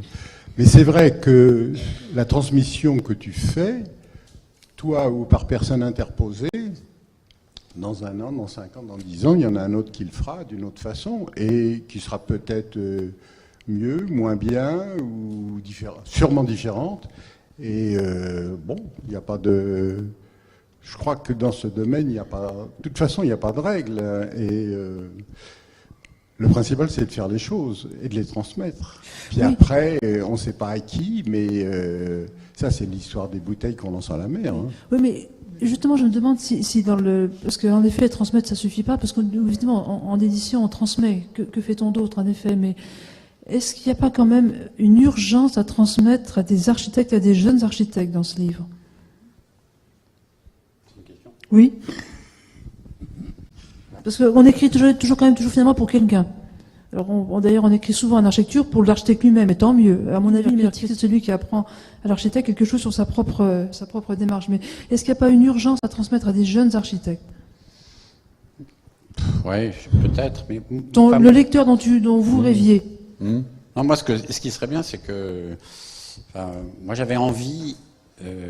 y compris pour la période dans laquelle je me trouve, de faire un travail sur un autre. Voilà, j'avais envie de dire, tiens, puisque il m'a transformé, ou il m'a marqué, ou il est mon ami, ou j'accède à des choses qui ne sont pas accessibles parce qu'il ne les a pas rangées, je sais pas quoi, moi je peux manger chez lui, ainsi de suite, et puis je me suis dit, tiens, et si je me donnais du temps, parce que je me suis donné quand même énormément de temps, je me suis donné quand même 3 ans de ma vie avec beaucoup, parce qu'il fallait trouver l'argent. Après, quand on est quand même âgé, il faut y aller avec plus de douceur. Donc du coup, j'ai passé du temps. Et c'est peut-être ça que j'avais envie aussi de dire. Et si tous on faisait un peu ce travail de transmission, ou ce travail, disons, de ne pas laisser partir des choses qui risquent de partir et de ne laisser aucune trace. Voilà. Enfin, à propos aussi d'un architecte, parce qu'il faut quand même aussi peut-être parler de ça dans une deuxième partie de la soirée, et peut-être qu'il y aurait peut-être des commentaires, parce qu'il y a quand même des personnes qui connaissent bien aussi autour de nous, ou qui découvrent avec beaucoup d'intérêt l'œuvre de Kroll, à propos d'un perdant d'histoire officielle quand même, non? Allez. Et puis Patrick Bouchain, c'est pas non plus un gagnant d'histoire officielle. C'est quand même aussi une œuvre de résistance qui se transmet. Ouais. Mais enfin bon, j'ai pas fait comme ça. Inconsciemment? Non. Moi, je l'ai fait parce que j'avais pris un engagement un jour et je m'étais dit, il faut que je le fasse. Et puis il y a une autre chose, mais c'est pas par... je voulais mettre Simone avant Lucien. Parce que Lucien et Simone, c'est pas 2 architectes, c'est 2 personnes très différentes. Et elle a construit le cadre qui a permis à Lucien de faire. Et donc, elle est une femme très importante. Et c'est pas parce qu'elle est paysagiste ou parce qu'elle est coloriste. Je voulais mettre Simone avant Lucien. Et parce que je pense qu'elle l'a orienté, elle l'a séparé de Charles van den Hove. Parce qu'il était quand même l'associé de Charles van den Hove. Elle lui a permis de quitter Charles van den Hove et de faire une œuvre indépendante. Et donc, c'est pour ça que je voulais mettre Simone avant Lucien. Et après, je voulais aussi montrer que, voilà, on peut être âgé et actif. Voilà. Oui. Et dans cette partie, Edith a extrait une formule extraordinaire de Simone Kroll. L'âge, on ne voyage plus sans son jardin. Il y a quelques sentences dans ce livre qui sortent. Elles ne sont pas seulement contemporaines, elles ouvrent vers... Oui, il y a quelque chose que je voudrais rajouter. Je ne sais pas si c'est urgent, mais il y avait quelque chose que moi je voulais vraiment faire ressortir de ce livre, c'était cette question de la participation. Alors, ok, c'est un gros mot, mais parce que voilà, moi, la seule chose que je connaissais de Lucien, c'était l'architecte de la participation. Et en me plongeant dans tout ça et en les rencontrant, c'est pas le sujet. En fait, je me suis rendu compte que le sujet, c'était la recherche de la complexité et que leur pratique était beaucoup plus complexe que ça et que tout... ou alors c'est la participation qui est mal exprimée et effectivement elle est au-dessus de tout, elle est plus large que l'image qu'on en a. Mais donc ce qu'il fallait transmettre, je pense que c'était... moi en tout cas, ce que je voulais transmettre, c'était ça, c'était aller au-delà de la participation et montrer d'autres outils, montrer la complexité. Et ça, c'était effectivement le montrer à des jeunes architectes qui, j'ai l'impression, aujourd'hui se reposent des questions de manière assez neuve. Et j'avais envie qu'ils voient tout ce cheminement intellectuel-là qui avait été fait depuis vraiment longtemps. C'est par rapport aux photos, aux vignes blanches. Je réagis au fait que tout à l'heure, vous avez parlé d'archives un peu cheap, des photos de Crawl. Et je trouvais que dans les photos des vignes blanches, c'est vous qui les avez faites, non? Je trouvais qu'il y avait une... Enfin, c'est la chose dont je me rappelle aujourd'hui. J'ai lu le livre quand il est sorti, et c'est vraiment les photos des vignes blanches qui me restent. Il y a une volonté de montrer quand même les choses, alors que Crawl voulait pas forcément médiatiser son architecture. Et du coup, c'est comment est-ce qu'on transmet, comment est-ce qu'on prend une photo d'une architecture qui, pour son architecte, ne devait pas être médiatisée, ne devait pas être, devait être visible, mais qui cherchait pas forcément une esthétique. Et là, dans ces photos, à la fois, on n'est pas dans quelque chose d'esthétique, mais il en ressort... On perçoit ce que vous avez voulu montrer. Et je trouve qu'elles sont de très bonne qualité, en fait, ces photos. Et je voulais savoir quel parti pris vous aviez. Déjà parce qu'on démystifie la chose en rencontrant, en allant frapper à la porte. Déjà, on démystifie la chose puisqu'on rentre chez quelqu'un, donc dans son intérieur, dans sa vie. Tout d'un coup, c'est plus l'œuvre de Crawl. Tout ça, on perd complètement le fil, quoi. On rentre dans la vie de quelqu'un d'autre. C'est ça qui est fantastique. Et donc, il nous raconte un petit peu son appropriation du lieu. Et du coup, il y a des photos qui partent de là, des gens qui ont ouvert la porte. Et du coup, on rentre un peu dans leur intimité, et du coup, l'œuvre de Crawl prend tout son sens dans cette intimité-là. Et il y a les photos qui sont aussi plus abstraites quelque part, puisqu'elles sont en extérieur, dehors, on est tout seul, et on se dit comment on prend ce truc-là. Et ça, c'est juste, je pense que ça, c'est... Il faut juste prendre le temps. Là, c'est pareil, il faut prendre le temps parce que c'est une œuvre complexe, l'œuvre de Crawl, et notamment ce projet-là, parce que il faut comprendre vraiment comment ça s'est passé, comment ça a été construit, et du coup, c'est qu'en écoutant justement ce qu'il y a, donc Crawl, et puis après Simone et Lucien, et puis après les nouveaux habitants ou les anciens, qu'on arrive justement à percevoir des détails qui nous apparaissent pas comme ça au premier abord, et qu'on peut justement les révéler Elle ne raconte pas comment elle travaille. Parce que quand on a fait Boulogne-sur-Mer, on a décidé donc qu'il n'y aurait pas de photographe, puisqu'on ne voulait pas donner l'impression que voilà, les gens seraient instrumentalisés, quoi. Donc voilà, on a fait attention. Moi, je ne venais pas non plus pour pas donner l'impression voilà, que je voyais plutôt Sophie en dehors du chantier. Elle venait à l'agence où on se voyait à la mairie ou à l'office d'HLM. Et donc Sophie a fait des photos à Boulogne comme un habitant en ferait, mais comme elle est douée en photo, douée en musique, en gymnastique, elle est douée en plein de choses. Donc à un moment donné, ils n'ont pas vu l'appareil photo. Et moi je me suis rendu compte à un moment donné que les photos de Boulogne étaient des photos qu'on n'avait jamais eues, nous. Voilà. Et parce qu'il y avait des photos d'architecture, 100 personnes, puis il y avait des photos de vie. C'est à ce moment-là que je me suis dit, moi je voulais faire un reportage 40 ans après, de l'œuvre de Crawl. Comme on n'avait pas l'argent, on a dit on va en faire qu'une. Après, je me dis, quel photographe va faire ça? Et un jour, je me dis, tiens, je vais demander à Sophie. Mais donc, ce qu'elle ne dit pas, c'est qu'elle est allée habiter là-bas avant que les Crawl reviennent. Parce que les Crawl ne voulaient pas y aller.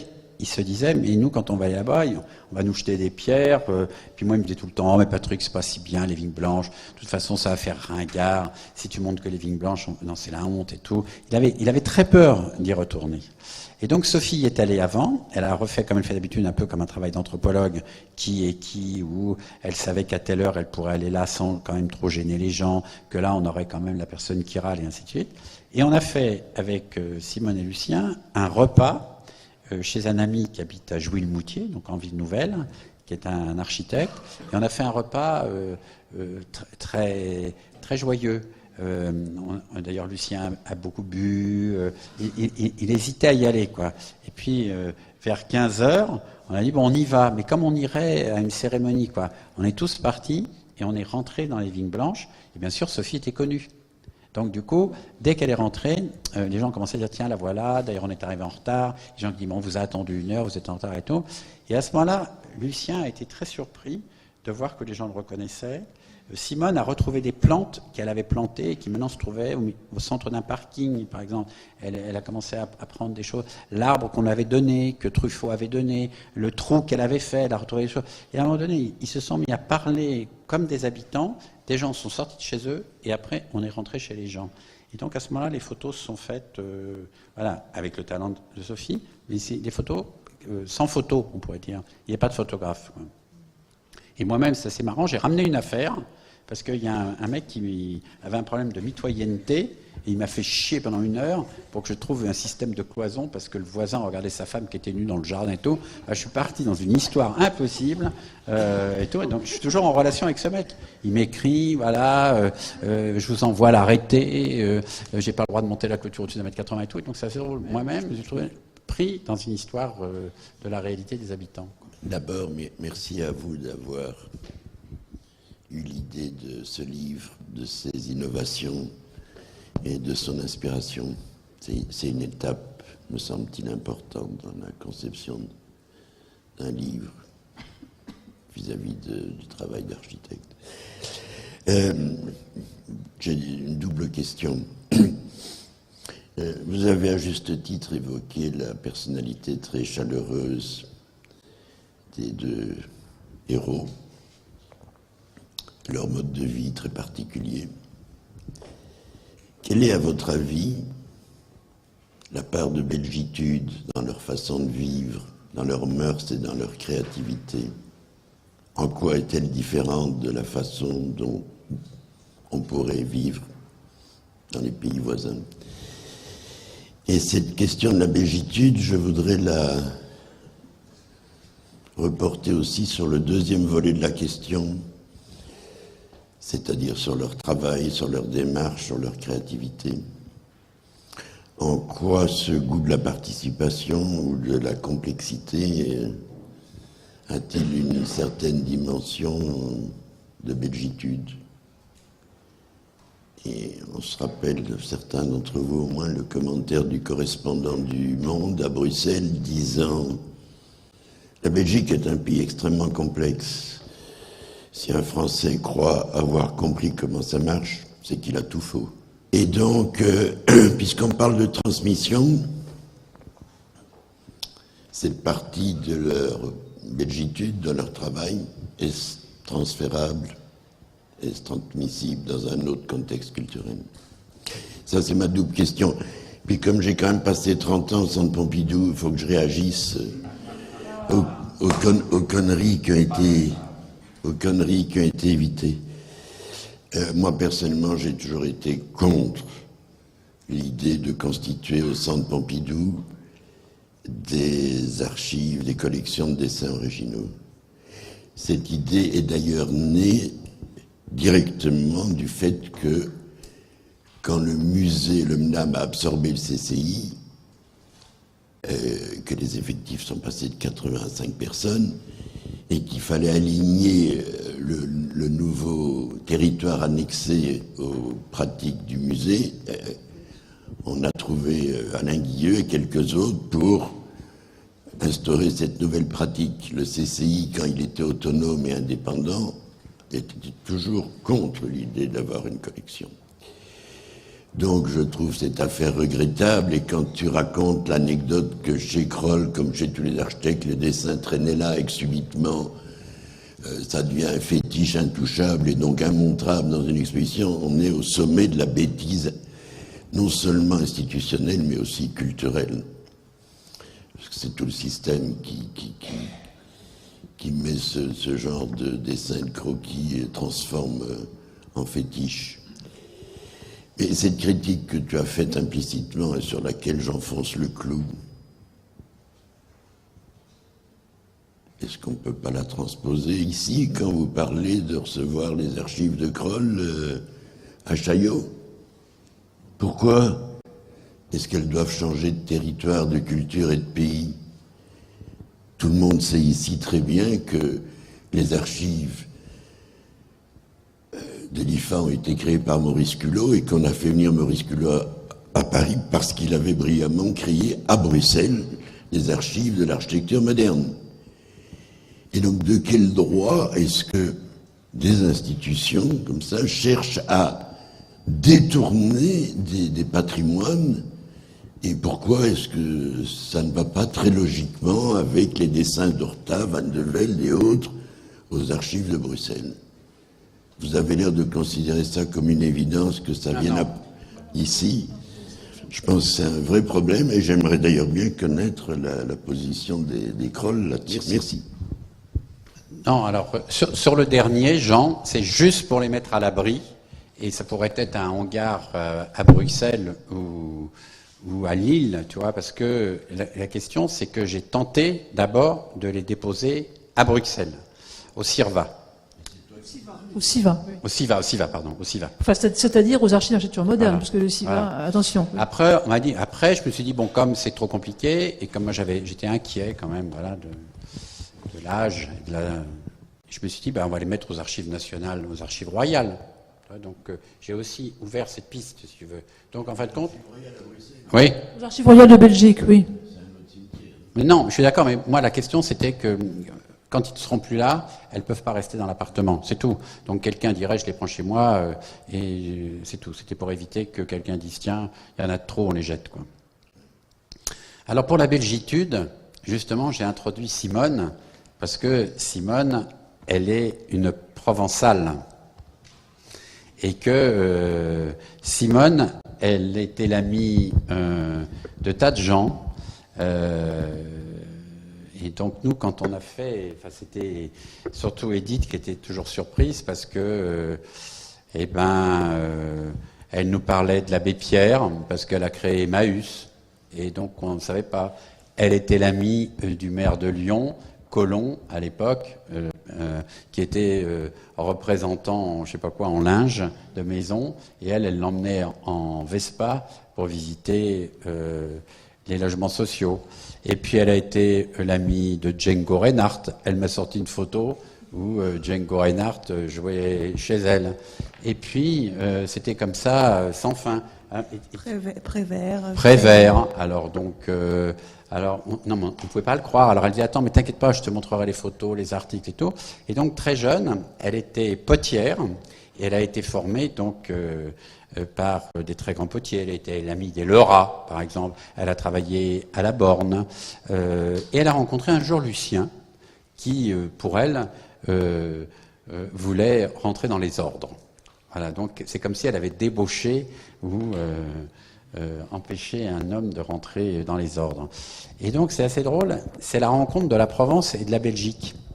Et Lucien, a dû être un peu surpris parce qu'elle lui a tricoté un pullover qui était trop grand. C'est dans le texte de Thierry Paco, ça. Voilà, et voilà, et ainsi de suite, ainsi de suite. Et donc c'est pour ça que je voulais mettre Simone, parce que ils ont une maison donc en France.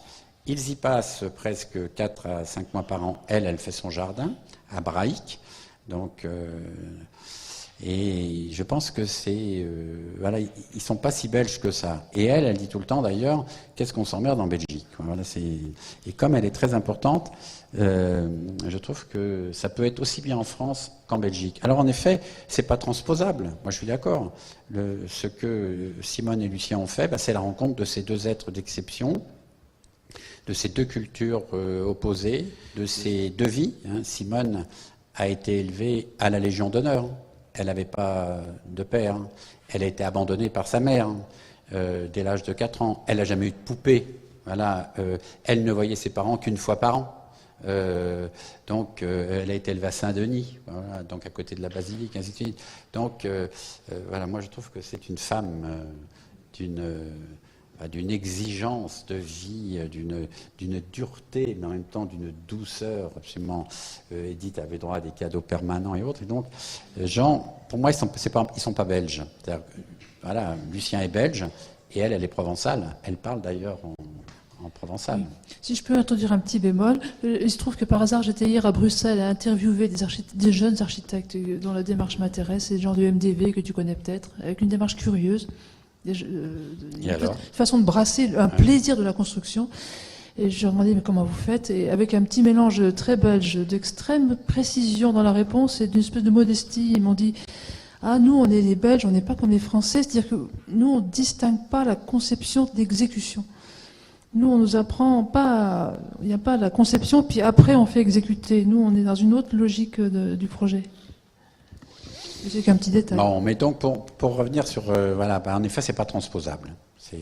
On peut le transmettre comme une expérience possible, mais c'est pas transposable. Et quant aux archives, moi, ce que je veux simplement, c'est qu'elles soient sauvées, mais pas, en effet, qu'elles soient archivées et rangées au rang d'œuvre, et donc immontrables, mais simplement qu'elles soient sauvées, quoi. Alors quand même, hein, c'est pas les archives de l'IFA, pardon, hein, parce que là on va se disputer quand même, n'ont pas la réputation de transmettre, de transformer les archives en icônes.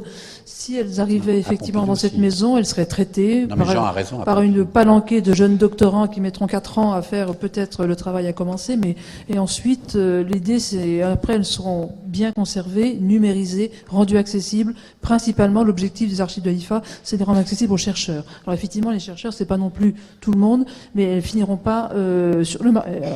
C'est pas notre rôle que de faire monter la cote des CANC, hein. Mais tu le sais, hein, Jean. Bien sûr, mais il n'y a aucun doute sur les compétences des archives de l'IFA. Ce qui me gêne, moi, c'est la concurrence entre institutions culturelles qui ont le même but sur des territoires voisins. C'est ça que je trouve. Et Jean, en plus, le pire, parce que moi, je pouvais pas les exposer parce qu'il n'y avait pas les conditions muséales, mais en plus, il fallait que je passe devant une commission qui se tient tous les 6 mois. Ce qui fait que la commission, quand elle se tenait, c'était après l'expo. Donc, il y avait de quoi être énervé. Ça, c'est la machine à freiner qui était en route. Hein. Est-ce qu'on pourrait peut-être dire quelques mots sur le passage de Lucien de Liège à Bruxelles, de chez Charles Van Denove à Bruxelles, à sa nouvelle vie? Parce que moi, ce que je comprends pas très bien, c'est comment a démarré sa nouvelle logique avec elle, enfin ensemble. Comment il est passé de Liège chez Van Denove, où il était quand même couvert par le maître, hein. Je présume qu'il n'avait pas beaucoup d'autonomie. Comment est-ce qu'il a acquis son autonomie et comment est-ce qu'il a trouvé les forces, les dynamiques, les synergies pour arriver à ce qu'on aime chez lui, chez eux, et à passer à l'acte? Passage à l'acte. Ouais. Alors, c'est assez drôle, hein, c'est un passage qu'on a toujours voulu expliquer, pour lequel on a eu un refus d'explication, puisque moi-même, je voulais, tu vois, qu'il y ait un travail, y compris sur Van Denove et lui, et ce passage, et il m'a dit, je ne veux pas parler du passé, donc c'est poussiéreux, si c'est ça, je ne le fais pas. Ça, c'était avant que Edith travaille, j'avais donc envisagé un plan du livre avec ça. Donc il l'a retiré. Et après, j'ai compris qu'il y avait une histoire d'amour. Voilà. Et donc il y a eu une rupture amoureuse quelque part, et il y a eu, à un moment donné, une page complètement tournée. Et après, il y a eu la rencontre. Il le dit tout le temps. Quand il a rencontré donc cette femme qui était pédagogue et qui lui a demandé de construire les premières maisons familiales ou de travailler sur l'extension d'un couvent et autres. Il y a eu, à mon avis, je pense, une rencontre dans un milieu catholique et peut-être de catholiques progressistes intéressés par la pédagogie. Je pense qu'il a été transformé à ce moment-là par quelqu'un qui était un peu théoricien d'une pédagogie progressiste. Et c'est... Comment ? Alors, quand... 61 ? Oui, voilà, 61. Et alors, c'est assez drôle parce qu'il parle toujours de cette... De ce rapport qu'il a eu comme ça sur la pédagogie progressiste, donc quand même De Crowley, Freinet, et donc Simone était très amie avec De Crowley et Freinet. Simone étant dans les milieux, on pourrait dire, des laissés pour compte, Fernand de Ligny, De Crowley et Freinet et Emmaüs, Simone a ramené auprès de lui justement tous ceux qui travaillaient sur l'abandon, la délinquance, et la réinsertion par le travail, la poterie, la musique et autres. Et elle ne dit pas trop, mais parce que c'est comme si elle voulait un peu s'en extraire, et c'est la rencontre de ces deux mondes, quoi. Et c'est même quand elle raconte, elle recevait, mettons, elle a défendu, elle a caché un criminel. Elle était donc à Lyon, elle avait un atelier de poterie, et comme tout atelier de poterie faisait bon autour du four, donc elle ramassait souvent des gens qui n'avaient pas à manger, elle faisait des soupes. Hein. Et surtout, elle avait fait un accord avec les policiers du quartier où en fait, elle leur avait demandé d'amener tous les petits qu'ils attrapaient dans la rue, les voleurs ou je sais pas quoi, et elle avait conclu un accord pour qu'ils puissent venir se laver chez elle avant d'aller en prison. C'était en 54. Ouais, 54. Et elle a fait, mettons, les premiers logements Emmaüs. Elle a utilisé l'isorel. Tu sais, elle raconte même qu'elle a utilisé le fibrociment et l'isorel pour faire des doublages et autres maisons. Et donc, je pense qu'elle n'est encore pas à sa place. Voilà. On n'a pas fait encore tout ce travail. Et quand elle a vu, d'ailleurs, le titre, elle a dit, mais que dira Lucien que je sois devant lui? Alors, je dis, mais je ne lui ai pas demandé son avis. Et quand je l'ai montré à Lucien, je dis, qu'est-ce que tu en penses que Simone soit devant toi? Et il a répondu, ça ne pouvait pas être autrement. Non, c'est un couple absolument magnifique. Mais on pourrait faire un vrai travail, peut-être sur sa vie, elle, quand elle raconte les choses, quoi. Non, mais même des fois...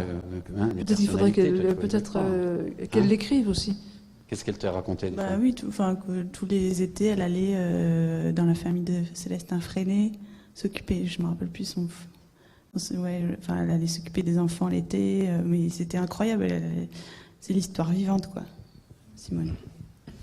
Je dis peut-être qu'il faudrait qu'elle écrive, ça pourrait aussi être quelque chose à faire avec elle. Oui, j'ai le sentiment que ce qui vous importe, en fait, dans toutes les histoires que vous racontez, c'est la question de la posture, et notamment celle de la construction de l'autonomie. Mais l'autonomie, c'est vraisemblablement pas de la solitude. Parce que quand vous dites que la question de l'architecture, c'est de construire ensemble, c'est quand même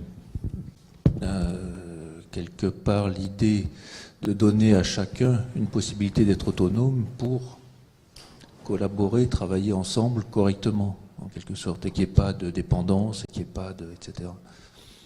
Donc, on voit Kroll, on voit évidemment l'école Freinet au milieu de tout ça, sur l'apprentissage de l'autonomie de pensée et de l'indépendance et de la singularité de la pensée, c'est quand même assez décisif.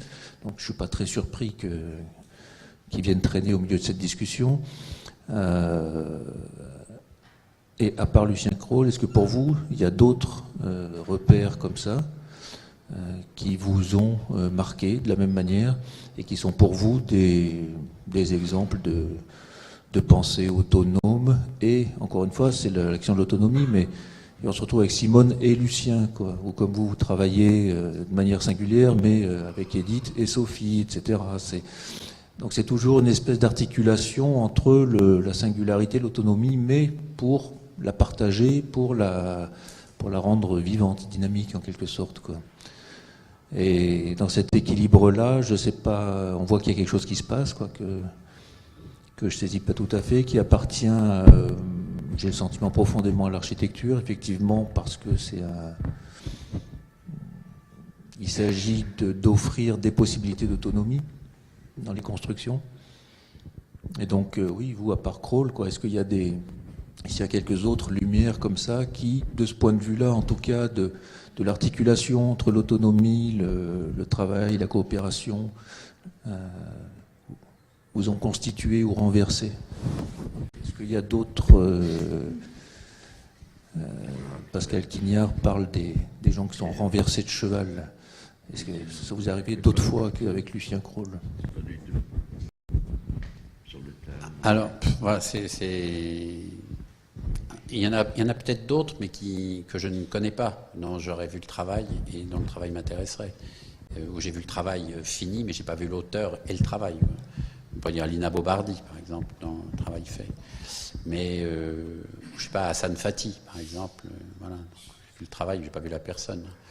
Mais après, comme moi j'ai travaillé beaucoup dans le théâtre, donc on pourrait dire que cette pratique, j'ai apprise dans le théâtre. C'est-à-dire que la communauté qui construit, qui monte la pièce ou qui produit la pièce, qui construit le décor, qui monte et démonte le décor pour le remonter sans cesse chaque jour dans une autre ville et qui chaque jour constitue son public, est à la recherche d'un nouveau public et se montre, s'expose d'ailleurs devant le public. Donc c'est terrible à dire. C'est longue. Des gens du théâtre qui m'ont formé, qui ont été un modèle. Je sais pas, Peter Brook en tête, quand j'ai fait pour lui Les Bouffes du Nord, par exemple, qui est comment prendre un théâtre qui a brûlé et dont on le prend parce qu'il n'y en a pas d'autre. On ne le prend pas parce qu'on le trouve beau, c'est parce qu'il n'y en a pas d'autre. Et que donc, comme on n'a pas d'argent, on fait avec ce qu'on a. Et après, c'est drôle, on esthétise le manque qu'il y a aux Bouffes du Nord, quoi, à tel point qu'il a fait des tournées en étant obligé de reconstituer le théâtre n'existant pas, quoi. Alors, après, j'ai quand même beaucoup aidé, on pourrait dire, parce que je me suis rendu compte, des gens qui étaient issus du théâtre, mais dans des arts très polyvalents. Ce qui était le début d'un cirque nouveau, d'un art équestre nouveau, d'une pratique plastique nouvelle. J'ai beaucoup travaillé avec des plasticiens qui avaient besoin de produire leur espace ou l'objet qui devenait un objet commun ou un objet recevant du public, un objet de l'espace public, quoi. Alors c'est sûr que voilà, j'ai presque appris mon métier là. Mais alors après, dans les anciens, ceux qui m'ont formé à l'école, on pourrait dire que Georges-Henri Pinguçon m'a quand même fortement marqué par l'enseignement cultivé qu'il donnait et par l'expérience des Grillons, qui était d'occuper un village et de le transformer avec ses étudiants. Après, j'ai quand même travaillé chez des gens qui étaient rédacteurs en chef de revue ou commissaires d'exposition. André Herman, par exemple, rédacteur en chef de revue et commissaire d'exposition. Donc là, le travail collectif et commun était obligatoire. On ne peut pas faire une exposition si on ne respecte pas le temps, les personnes, le contenu. On pourrait dire que, presque, je sais pas, le texte du commissaire, c'est le programme, mais c'est pas un programme. C'est un objet à atteindre. Voilà. Au théâtre, c'est pareil. Voilà. Donc, c'est terrible à dire, mais voilà, Lucien est peut-être le seul architecte de qui j'ai appris énormément de choses dans ce métier, et c'est pour ça que j'avais envie de le transmettre à d'autres qui sont architectes. C'est le seul. Moi, je suis très intéressé par la pédagogie.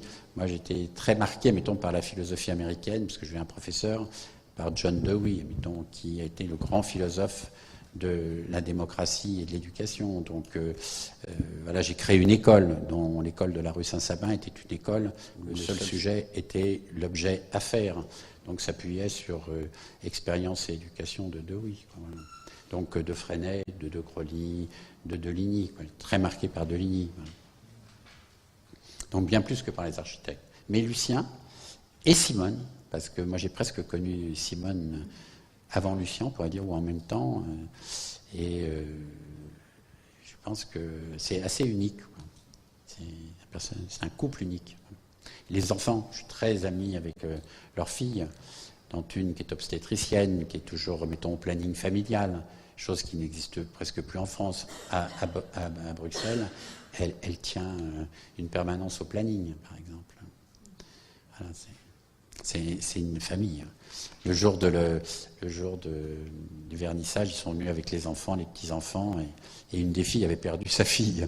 Donc elle était persuadée qu'elle ne la reverrait pas. Voilà, donc elle donnait la main à quelqu'un parce qu'elle regardait l'exposition de son grand-père. C'est marrant. C'est unique. Je vais revenir au côté archives. Est-ce que vous ne pensez pas qu'il y a un risque de pérennité, puisque nous, on nous fait cuire à 28 degrés ce soir, c'est un peu dur pour la pérennité des archives. Ici, il y a 28 degrés ? Oui, mon thermomètre le dit. Elles ne sont pas ici, hein. Elles sont dans un autre site, à la rue de Tolbiac. Non, mais là, ce qui est assez étonnant, c'est qu'il y a eu un incendie chez Lucien, et donc quand on a retiré tous les calques, ils étaient, tu sais, dans des boîtes en carton, et ça n'avait brûlé que la surface, un peu comme une crème brûlée. Ça avait fait tout le dessus. Donc quand on a déroulé, c'est très beau, il n'y a qu'un côté du calque, on dirait un parchemin. Donc voilà, c'est comme ça. Non, mais je pense que c'est le garder presque pour en faire un exploit de garder. Oui, de le garder. Mais moi, je ne suis pas pour tout garder. Je pense que des choses peuvent disparaître. Mais là, on l'a déjà réouvert, nous. Edith a aidé à la réouverture des archives. Lui-même a réouvert ses archives. Et sans aigreur, sans... Oui, effectivement. Edith, Patrick et Sophie, on vous avait demandé de choisir des livres dans la bibliothèque qui est ici, d'en choisir chacun de vous 2, et d'expliquer au public pourquoi vous choisissez ces livres et pourquoi vous recommandez en fait qu'on les lise. Edith. Oui, alors moi j'ai choisi 2 livres, un sur Lina Bobardi et un qui en fait qui a été publié cette année. C'est un extrait de ses textes de Lina Bobardi, qui est une architecte italienne qui a beaucoup construit au Brésil.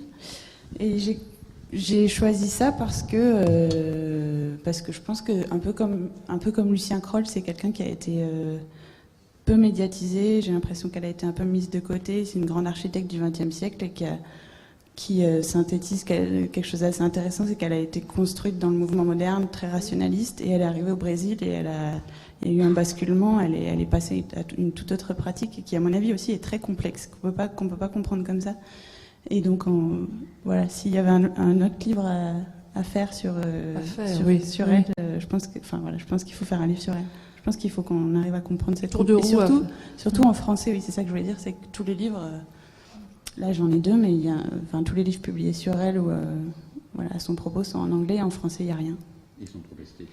Oui. Je pense qu'il y a quelque chose à faire. Et le deuxième livre?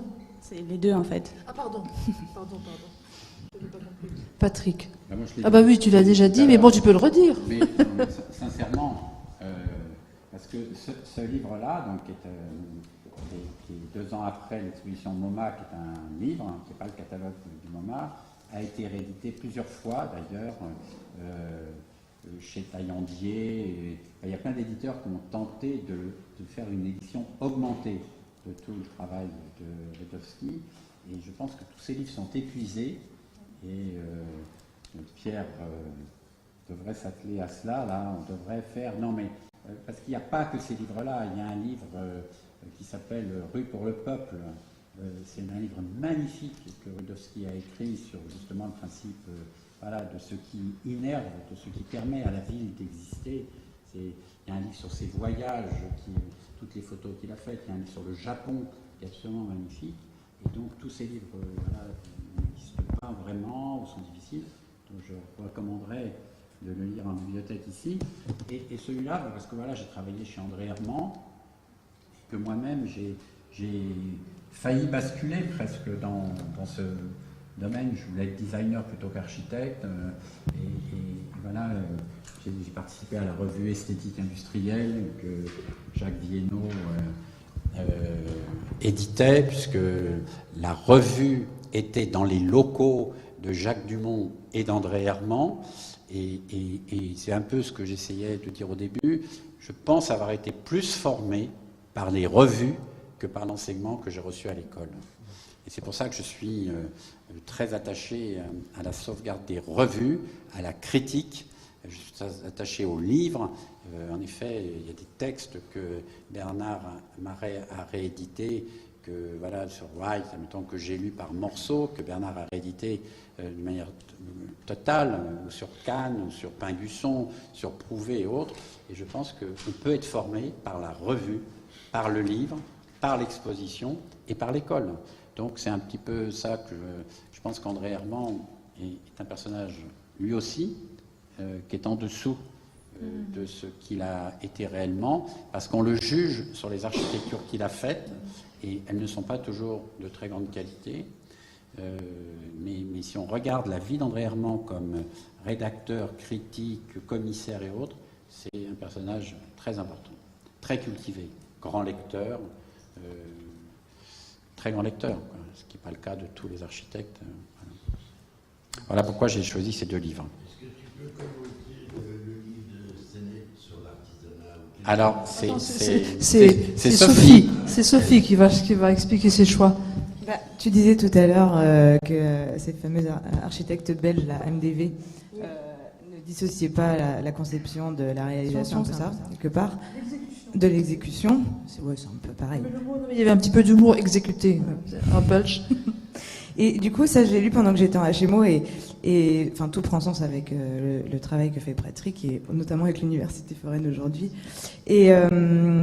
Et du coup, voilà, il expliquait, Richard Sennett, que dans nos sociétés contemporaines, on avait trop tendance à justement dévaloriser la culture de l'artisanat et les métiers artisanaux, que finalement l'artisanat c'était partout, c'était dans la vie qu'il était dans la vie quotidienne et dans des gestes de la vie quotidienne aussi, mais il se retrouvait dans énormément de professions qui étaient dévalorisées parce qu'aujourd'hui on est dans une société pleine de contraintes, on est dans une société où on va très très vite, on a un mode de production qui est aussi très complexe et du coup on a dévalorisé cette notion de travail et la notion de travail artisanal et c'est un peu même tout ce qu'on raconte depuis tout à l'heure, c'est comment redonner confiance aux gens aussi, revaloriser par le travail et laisser, par exemple dans l'architecture, c'est aussi laisser place à l'expérimentation qui est très important. Et à un moment donné, comme disait Patrick tout à l'heure, c'est le théâtre et le monde du théâtre qui lui a donné envie. Et donc c'est cette multitude de personnes qui tout d'un coup forment un tout,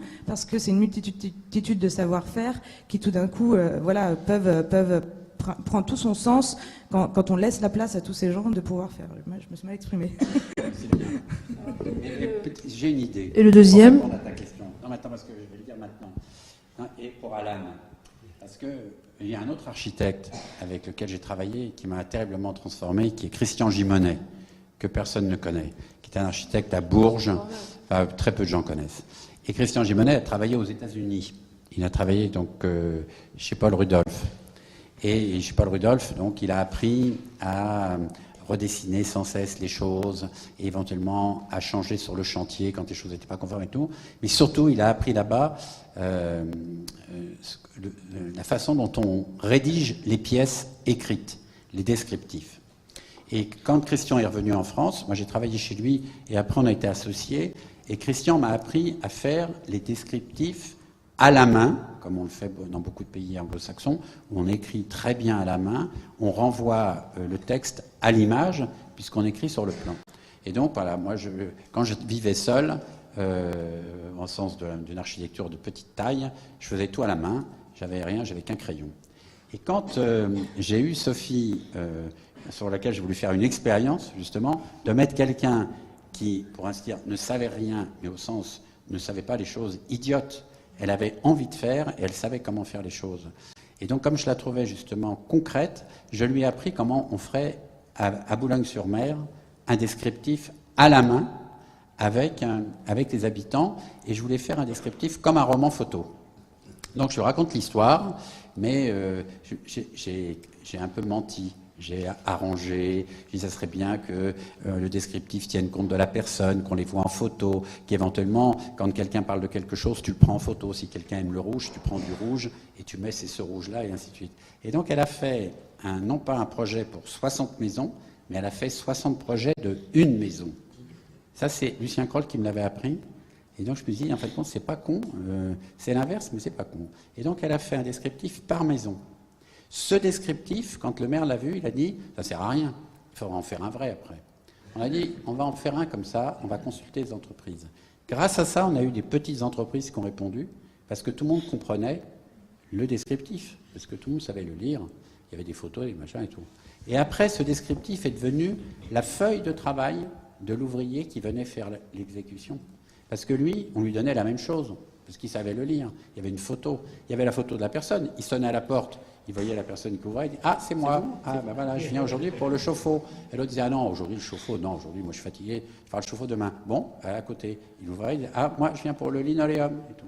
Et donc du coup, c'est assez marrant. Elle a fait une chose, sans le savoir, on pourrait dire, naturellement, une chose que j'ai apprise il y a 40 ans. C'est drôle, et qui vient de chez Paul Rudolph, quand même. Ça paraît, ça paraît quand même des trucs un peu alambiqués. Et moi, je pense qu'on pourrait l'éditer. ce descriptif qu'elle a fait, Ah oui. parce que c'est inimaginable. Parce qu'après, on n'a pas eu de planning, donc on n'a jamais eu de planning, et on n'a jamais eu, disons, de devis fait par l'entreprise, parce qu'on marquait les prix à côté. On disait, mettons, changer le chauffe-eau, l'entreprise disait, mettons, 800 €.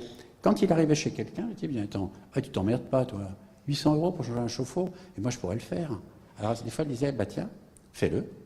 On t'achète le chauffe-eau pour 400, on te donne les 400. Et on a réintroduit comme ça ce travail manuel que tout le monde sait faire, dont on croit que les gens ne savent pas le faire. En fin de compte, tout le monde sait faire quelque chose. Peut-être même d'ailleurs mieux que celui qui se dit savoir le faire. Et donc c'est pour ça, je pense que dans le Richard Sennett, parce que c'est pas que l'artisanat au sens nostalgique à l'ancienne, c'est comme, est-ce que faire à manger tous les jours, c'est nostalgique? Non, c'est nécessaire. C'est pas nostalgique. Et donc, non, mais tu pourrais faire un jour une projection dans les écoles d'architecture sur ce descriptif à la mode rudolfienne. Mais dans une exposition qui ouvrira le 19 mai, nous présenterons entre autres, effectivement, avec un immense plaisir d'ailleurs, ce processus des Maisons de Sophie et ce magnifique film qui a été fait. Et 8 heures 20 minutes. Avec ton accord. Est-ce que... Le deuxième livre. Le deuxième livre. Le deuxième livre, Sophie. J'ai pas de deuxième livre. Bon, il en vaut deux. Il en vaut deux. Là. Voilà, c'est ça. Sophie n'a qu'un livre. Donc une question pour un livre, puisque Bernard Marais est concerné. Il me semble que Lucien Crawl avait traduit un texte de Jackson qui s'appelait « De la nécessité des ruines » et qui a été publié en fait un peu, je ne sais pas très bien dans quelles conditions, chez Bernard Marais, mais dans la traduction de Sébastien Marot. Et je voulais savoir un peu quelles étaient les conséquences ou les réactions, ou qu'est-ce que Lucien Crawl gardait comme souvenir de cette mésaventure. J'ai pas compris. C'est Lucien Crawl qui a traduit De la nécessité des ruines. J'ai connu le bouquin de Jackson par Lucien Crawl, qui m'a proposé sa traduction. Je suis une petite maison d'édition et donc j'ai besoin des aides. J'ai demandé l'aide du CNL, qu'il a refusé parce que le texte n'était pas bon. On retrouve d'une façon indirecte le double problème des architectes qui n'écrivent pas toujours très bien et des Belges qui parlent un français qui n'est pas tout à fait le nôtre.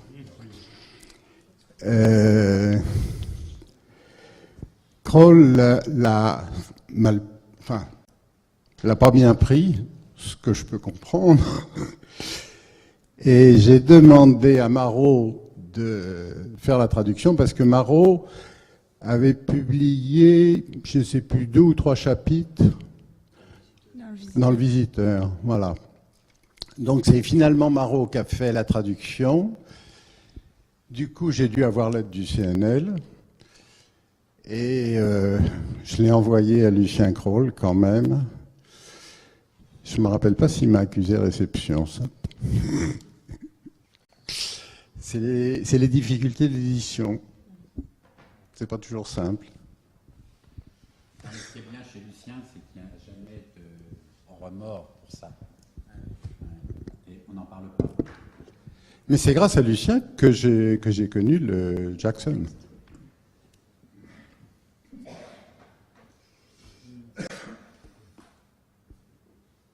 Bon, il fait 28 degrés. Voilà. Nous sommes à la gauche. Il est peut-être... oui. Je voudrais pas qu'on se... En tout cas qu'on se lève avant de citer avant de vous inviter à la prochaine rencontre qui aura lieu. Par contre, j'ai pas la date, Sandrine. 20 mars. Ce sera autour du livre Raison d'écrire, en présence donc de Marie-Hélène Courniati et de Pierre Chabard, qui sont les coordinateurs du livre, et bien sûr avec Christian Topalov. Voilà. Donc le 20 mars.